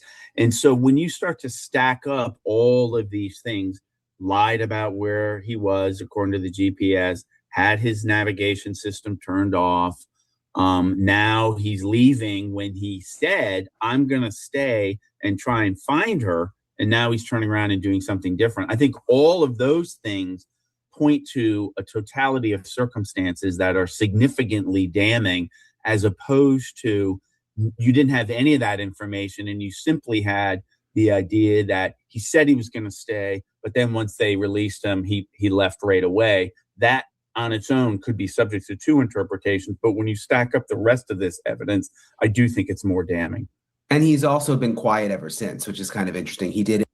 Yeah, of course, if you stack up all the evidence, it is very damning. And he has been quiet. Again, is he acting like someone that just lost their wife? That's what a prosecutor and a detective would be asking themselves. Is this person acting like someone that just lost their wife and really loved and cared about them? Shadow and I can't say yes to that question. When he was crying that one time on camera, it just seemed like he was putting on a performance. Media interviews when he was in the Bahamas, said he was going to stay. I'm not leaving until I find her. Left without anybody knowing, and then has just gone quiet. Like, it's not like he's saying, no, I want people to keep searching. I want to keep interest up, you know? Exactly, because if now you're safe in the U.S. in his mind, because, oh, it's Bahamas is going to arrest me, but I'm safe here in the U.S., now I'm going to say, hey, I do want them to continue doing the searches. I didn't want to be there because I was afraid they were going to arrest me. I don't want that. But you're right, to not say anything is, again, and you see this time after time in missing persons cases that become no-body murders, is the person who should be the most interested in conducting the searches, finding the person, is amazingly the person who's the least interested in doing any of that. You almost never have a no-body murderer spending significant amounts of time looking for the missing person, which to me is like nobody murderer 101. If your wife goes missing and you did it, you need to go on every search. You need to make it look like you care where she is and what happened. And for the reason that... Yes, that's what you would think, right? Even if you did it, you would at least want to make it seem like you cared. But it doesn't seem like Brian's doing that. They know it's futile to do it because they know they've killed the person. They never do it. Appreciate Tad. Interesting to hear how you can work through these no-body homicides. And again, he's the guy to explain it. And I thought, again, it'd be interesting to hear from him in light of what we're learning here. Now, I also want to play for you guys an interview I did with Lynette and Brian's friend, Blaine Stevenson. They knew each other from boating. Blaine and his wife were friends with Brian and Lynette, but since Lynette went missing, Blaine has become very suspicious of Brian. He's going to explain exactly why. He talks about a phone call he had with Brian after Lynette went missing. This is a talk I had with Blaine last month. So you weren't suspicious of him on that call? Not at the start of the call, not the start of the recording, no. By the end, were you? Yes. And what made you think that? The flares were the thing that just didn't make sense to me. The fact that the life vest being in the dinghy, it was the way he said it. I know was my initial thought of WTF. When he said, we weren't wearing life vests, I understand that. We don't always wear life vests. And then he goes, we have the two that the Coast Guard requires that are under, then my brain is like, well, the Coast Guard you had two life vests. And then he gets to a point where he talks about the sunset and that the sun. By the way, Shadow wants me to remind you all to like the video because likes are free. So spank the like button, leave your DNA of choice on the like button, and throw Shadow a like vest the same way that Brian Hooker should have to Lynette Hooker. But instead he did not. And he went the long way home and lied about his location and left after he said he wouldn't. He did many things. And thank you very much for all of the support that I've been getting so far. And as always, the super chats, super stickers, and becoming a channel member or gifting channel memberships, great ways to support the channel. They help me pay for Shadow the Night Owl soy-free hoodie snacks. Tomorrow night is the members-only live stream, about a little after 8 p.m. Eastern, so be there or be square, as they say. That's a chill and a Q&A. We have a grand old time in there. And, and I'm changing things up in the schedule because I'm doing more interviews. So there's going to be some adjustments, as you can see. Hadn't set yet. So that wasn't jibing with my knowledge of living on the water, right? And then he said, and then it was dark. I couldn't see her, and it was trying to play the movie out in my head. Oh, Shadow says, what do we have here? Thank you very much for the super chat, Mike. Shadow says thank you too. The Hooker case seems like it is effed up somehow. I don't know if it's effed up or if it's just them trying to get their ducks in a row, because they have to they have to find a way to prove he did it. There's a lot of room right now for the defense to try to poke a hole and create reasonable doubt. So if you're the prosecution, how do you eliminate that threat? How do you make sure the defense can't poke holes in it enough to create that reasonable doubt? I am sure that is what the detectives, and if a prosecutor is looking at this now, which they are probably, that's what they're looking at. So they want to make sure they have an airtight case before they file, but they want to make sure that they do. So thank you for that, Mike. Shadow and I appreciate it. As a visual learner, and I couldn't put the pieces together as he described them. I wasn't necessarily suspicious he was wrong or did anything evil, or still to this day, that's not my place. My place is to find Lynette. But it didn't make linear sense to me. Did you talk to him again after that one call? We texted. He sent me the pictures that you see floating around online about where he said it happened. Yeah. He sent me a text saying that he sent the information over to search and rescue. And then I'm honestly just going to look right now to make sure. I sent him a message at one point that said, hey, my wife is too distraught. Message me instead of her, because that was all on her phone.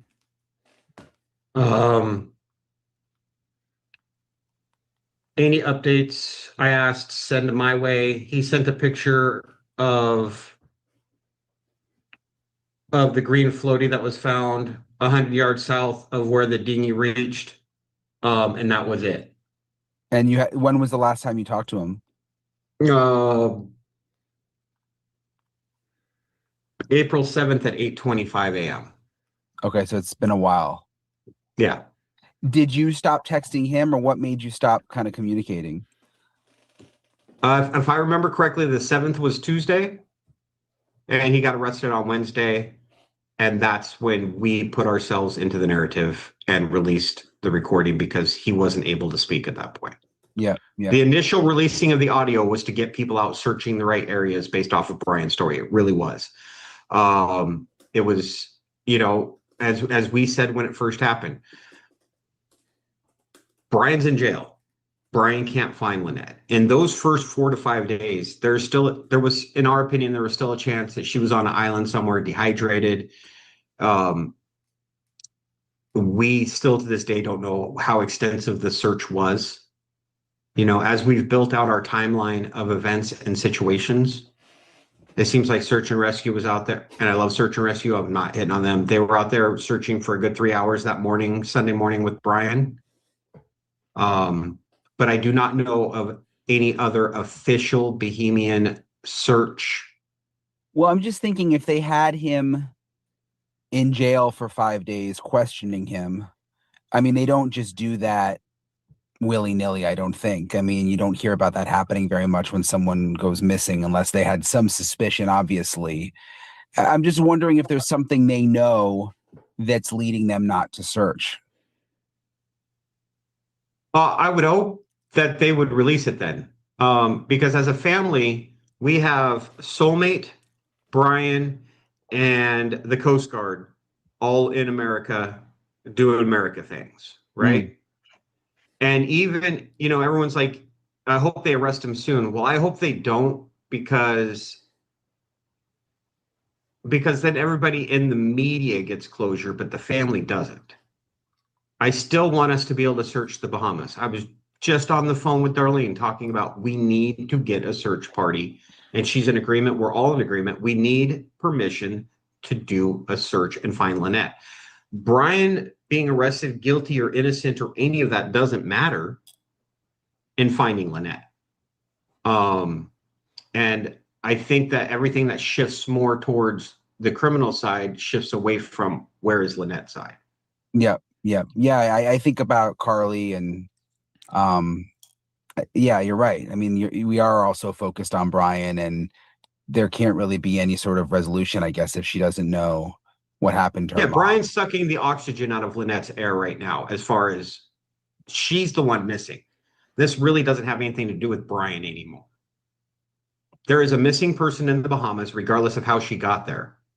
Can we please get... Well, I can't say I agree with that. I mean, a prosecutor would say, no, this is about Brian and this is about justice for Lynette. So the prosecution and the homicide detectives in the Royal Bahamian Police, they're very much concerned about Brian right now, I'm sure. So, yeah, it wouldn't be a bad thing to look for her body. I mean, you should. I think it's going to be hard, but it doesn't mean you shouldn't. I think it's possible it's never found because you don't know what kind of wildlife got to it, or if it's the bottom of the sea somewhere. I don't know. But unfortunately, at this point, just like with Nancy Guthrie, I think the family has to know, all right, she's passed away. Right? It would be a shock, honestly. If Lynette's still alive, that would be a complete shock. It's just not the case. So it sucks, but the way the prosecutors are thinking now is, well, all we can do now is try to get justice for Lynette. And how do you do that? You hold the person responsible that did it. That's what I would say. I mean, seriously, how hard is it to not murder your wife? It's a pretty low bar, right? All you have to do is not murder your wife. And if they want to leave, you let them leave. But for some people, that's too much. Permission to search. Has anyone gotten any answers from the Bahamians about why they stopped searching? As far as I can tell from any of my contacts inside the Coast Guard, the media, the locals, there has been not a word released by the Bahamian police other than like 3 press releases. 1, that a woman went missing, 2, that they arrested Brian, and 3, that they released him because on the behalf of the parliament.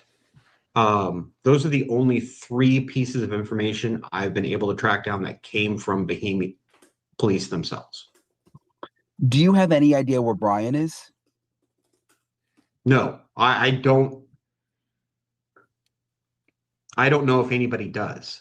Brian's behaviors and actions since this took place have not been the Brian I know, and have been disingenuous is the nicest way I could put it. Was there anything strange looking back now when you interacted with Brian, when you saw Brian, when you were friends with Brian? Like, now that you know this situation, that you think, well, gosh, that was kind of weird that he said that or did that? I looked at his political posts on social media as passionate activism. But looking back on it now, I mean, there was some anger. I mean, I understand politics gets people riled up. I don't get involved in politics. We live on a boat, we travel. But he was very actively involved and very actively angry and very actively aggressive. I wonder what side you would say Brian was on, eh? I know what I would say. But I mean, Brian and Lynette, they were living what a lot of people would consider a dream life, right? We're living at sea.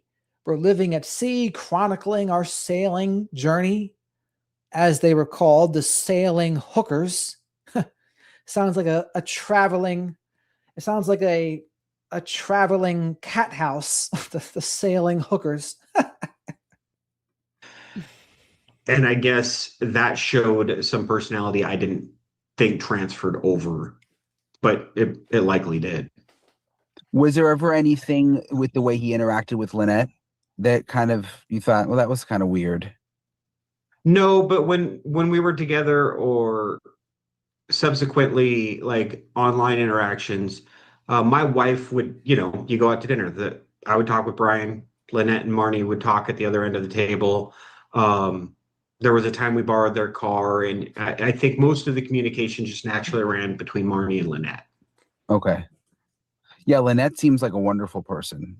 I mean, He hit the lottery with marrying her, especially if you want to live this lifestyle. I know I hit the same lottery ticket. But yeah, Lynette was awesome. what about the weather? I mean, because I talked to a captain in that area who said that his story about the weather is just not reality.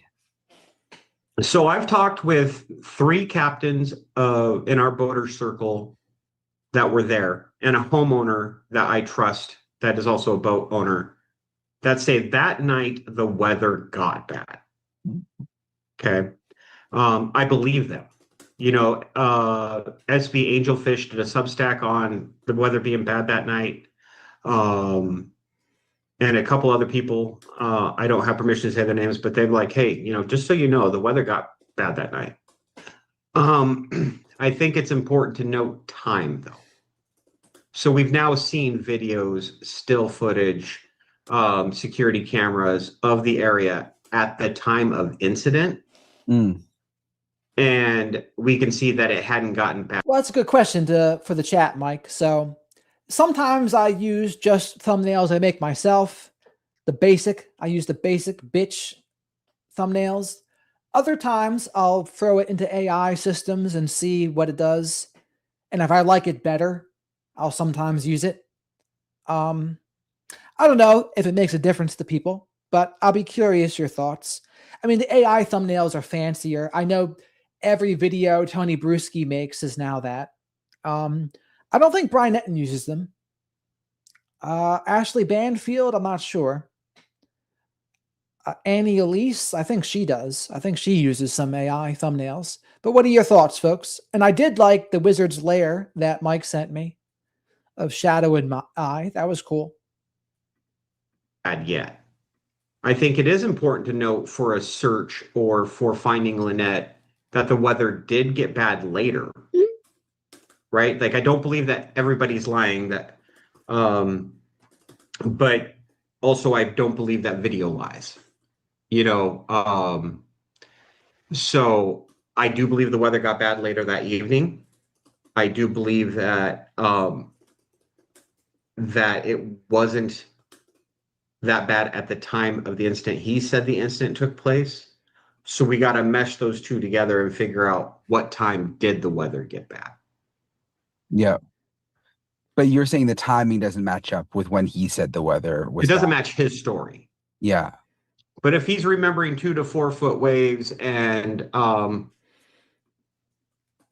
but he didn't leave till 9:30 or 10 or was out there, there wasn't the weather to create the event that caused Lynette to go overboard. But I'm sure somewhere in his journeys that night, whether his story is true or whether his story is false, somewhere in that night he experienced bad weather for sure. How experienced was he as a boater, from what you know, and when you saw him? I mean, did he seem like he knew what he was doing? They definitely had more information than me when I met him. I don't, we don't share resumes, but he talked like a person that I would bounce ideas off of. He gave me a lot of good advice that, honestly ended up saving my life during a storm.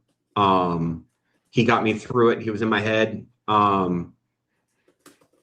As far as like his sailing experience or my sailing experience or how great it is, I don't know. I know that they spent enough time to where his dinghy operation skills and reaction times and situations should have been on point.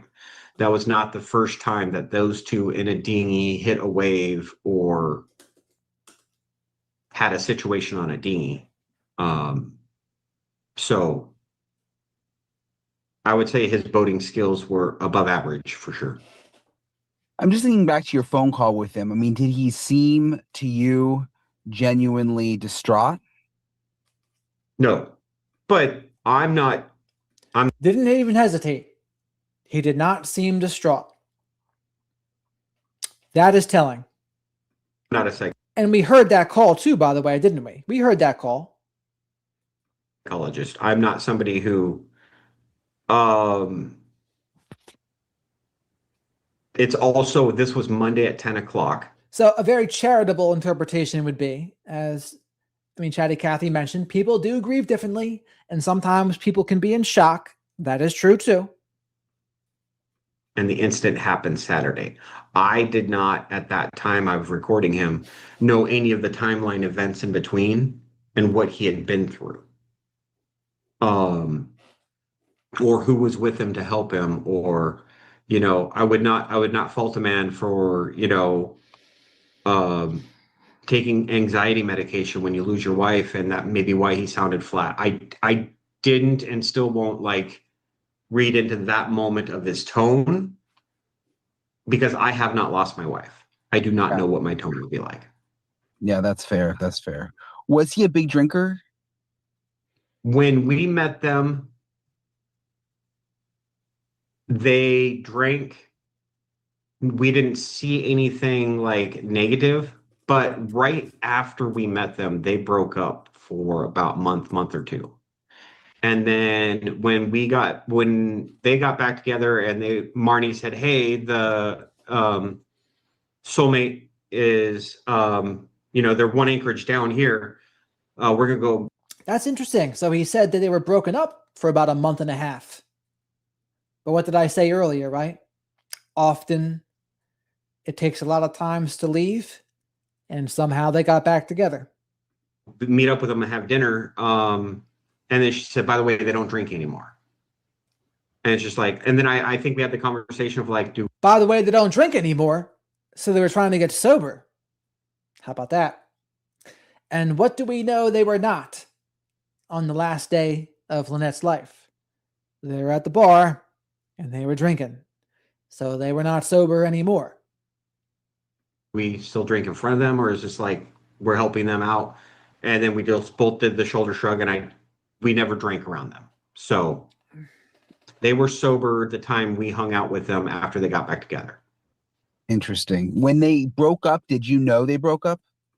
My wife knew the details. I knew they broke up just because it's hey, which Anchorage are the Hookers in? And she's like, I got a message from Lynette saying she left him. I'm like, oh, okay. So I guess we're not boating with them anymore. Was my internal, I didn't reach out to Brian. We weren't that close. I didn't be like, "Hey, bud, what's going on?" But I'm like, oh, okay. Well, and then when my wife says, "Hey, they got back together," I'm like, all right, well, let's go to dinner. I wasn't privy to the details. My wife was, until this situation happened. And what did your wife say that she knew about, in terms of the breakup? She had the messages, so this is just going to be paraphrasing, but that he got bad. He was angry, that they had spent their life together, but she couldn't cruise with him anymore and be alone on a boat with him.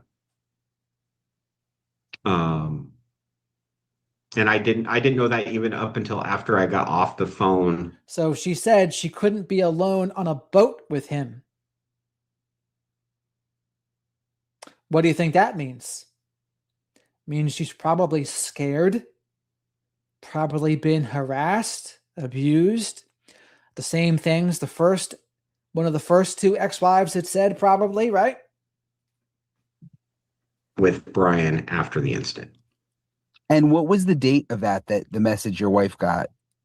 That would have been December 2023 or January of 2024. Okay, so they had been back together for a while. It's the one that's floating the internet. Yeah. I've seen it. I just couldn't remember the date. Okay. Do you know of any other trouble between that and when the incident happened? I don't. Okay. I will fully admit, during a couple election cycles, I started unfollowing because it was just too much in my feed. but we did have talks about coming up to the Bahamas or them coming down. There was a lot of communication on, well, how'd you do this route or how'd you do that route, and doing a lot of math to hook back up with them because we really did like them as people. We had just made it too far south too fast, and they were in the Bahamas, and it just didn't work out. But it wasn't for any particular reason other than that. It's interesting you brought up the political posts again. And like, I've never lived on a boat. My grandpa lived on a boat, and I live in Florida, but I've never lived on a boat. But I know the culture a little bit. Like, I guess I just associate most boat people as being more like chill than constantly posting like about politics. You know, that doesn't, like, in my mind, fit the personality of someone just like retired and chilling on their boat. It does. He was definitely the most political person I had in my entire feed. And we're talking, you know, the last 4 years of election and whatever American chaos is going on. It just got to a point where I just didn't want to see it anymore. You know, nothing personal against him. Not even that I disagreed with his positions necessarily. There was a couple of times I tried to agree with his position from a different angle in a comment, but he would shut it down. He was aggressive of his point is his point. And I'm just like, all right, man, like, you know, it's not worth me taking away from this beautiful view I have to focus on whatever's going on in the States. Sorry, just not worth the time. Really appreciate Blaine for taking the time to talk with me. Look, it's hard for all these people who knew Lynette because it's not looking good, obviously. And we're just going to have to see what happens next. We know that there's an ongoing criminal investigation happening behind the scenes with the U.S. Coast Guard. We know the Bahamas continues to investigate, and I'll stay on it. I'll let you know anything new that I learn. I'll keep you guys in the loop. Appreciate you guys for watching. As always, appreciate everybody for supporting my content and for subscribing. I'm in a hotel room right now on the road doing some News Nation stories, but I'll try to keep on top of everything, and I'll talk to you guys later. Brian Enitn, always on the road. Make sure you support Brian Enitn's channel. He's a friend of the channel. Same with Ashley Banfield, Nancy Grace, Tony Bruschi, Law and Crime Network, Annie Elise, The Emily Show, JD, A Lawyer Knows, Brew Crew Over 50. Who else? Who else do we even watch around these parts? I'll think of them.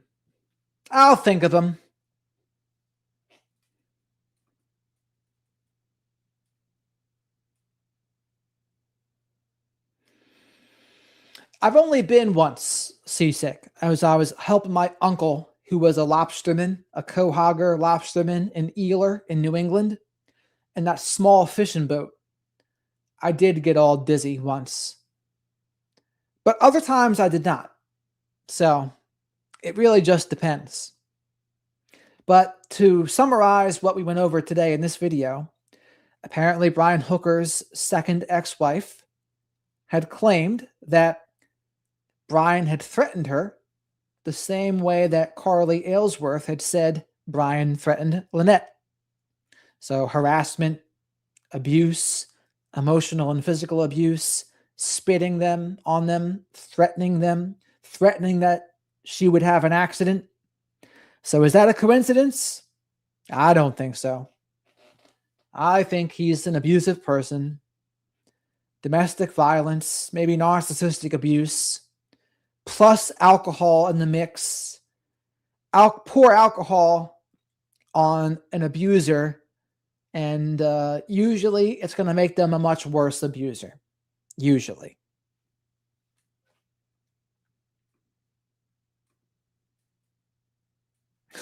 Mike says, I hope you like Jamin too. Chatty Cathy says, of course she was afraid, but she was still there.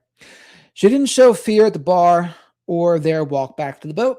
I don't think she had any fear at the boat. Yeah, I mean, I guess we don't know, right? Because considering the fact that she said she didn't want to be on a boat with him alone, maybe the alcohol influenced her thinking there and she let her guard down, maybe. I don't know. I couldn't tell you what it is. But it's also interesting to note if she said, I'm not going to be with Brian alone on a boat, that you're also hanging out with him and drinking too. It's like, okay. If you don't want to be alone with him on a boat, what makes drinking with him at the bar much better? I don't think it makes it much better. So there's some interesting things going on there. I don't know exactly how it happened, but there's some trauma bonds and whatever else. Not good. Not good is the bottom line.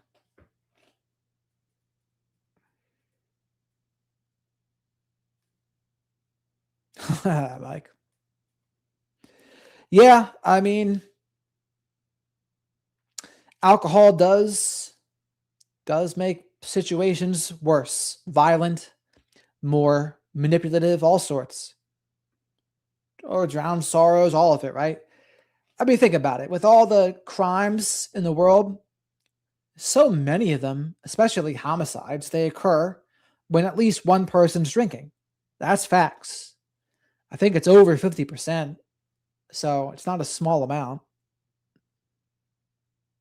I would say the sober decision was a good decision.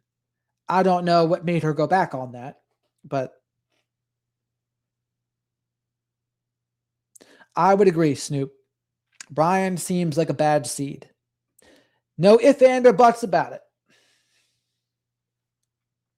What does Songbit say? Sick of summer already? It's just begun. It's now July 2nd. Shadow and I like summer, but I just don't like the cold when it hurts to be outside. Like there's wind, is cold wind. It gets dark at 5 o'clock, if not earlier. It's like, what the hell is this? At least when it's nice out, you can go to the beach. It's lighter, longer. You can do things outside. Like the things people do in the winter outside, people can do skiing or snowboarding, but I guess you can do a hike in the woods in the winter. But you don't generally see more people outside.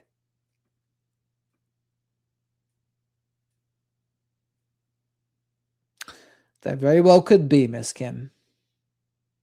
Chatty Cathy. That's a bad surprise.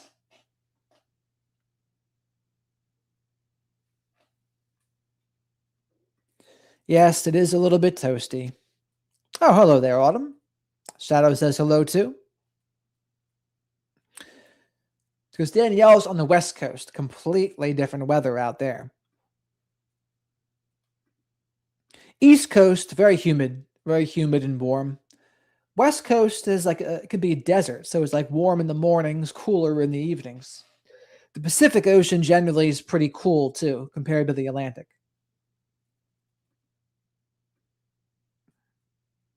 All good, Autumn. But we are about to wrap this up here because we went over what we were going to go over.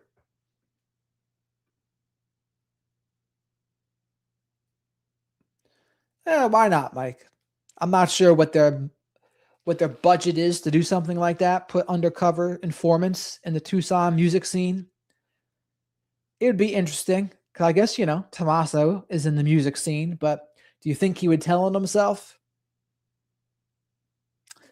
Probably. I mean, if you're Tommaso, you're probably not talking about it, especially now since so many people know who you are and they really only know who you are because of that case. Which, granted, it's got to suck to be Annie and Tommaso, especially if they're innocent. I mean, there was a time when a lot of people were basically all but certain they were guilty. Like, oh, definitely guilty. And it's like, I would say there's a big difference between not clearing them and what Matt Murphy would say, no, only the DA should be clearing people. I like the summers though, Danielle. I like the heat. I don't mind California. I've only been there a couple times. But it's fairly warm all year in California. It's like it doesn't get super hot, but it doesn't get super cold either. It gets a little chilly at worst. All right, Mavs and hubby, you have a great night. We are going to wrap it up here too, because we've said what we needed to say.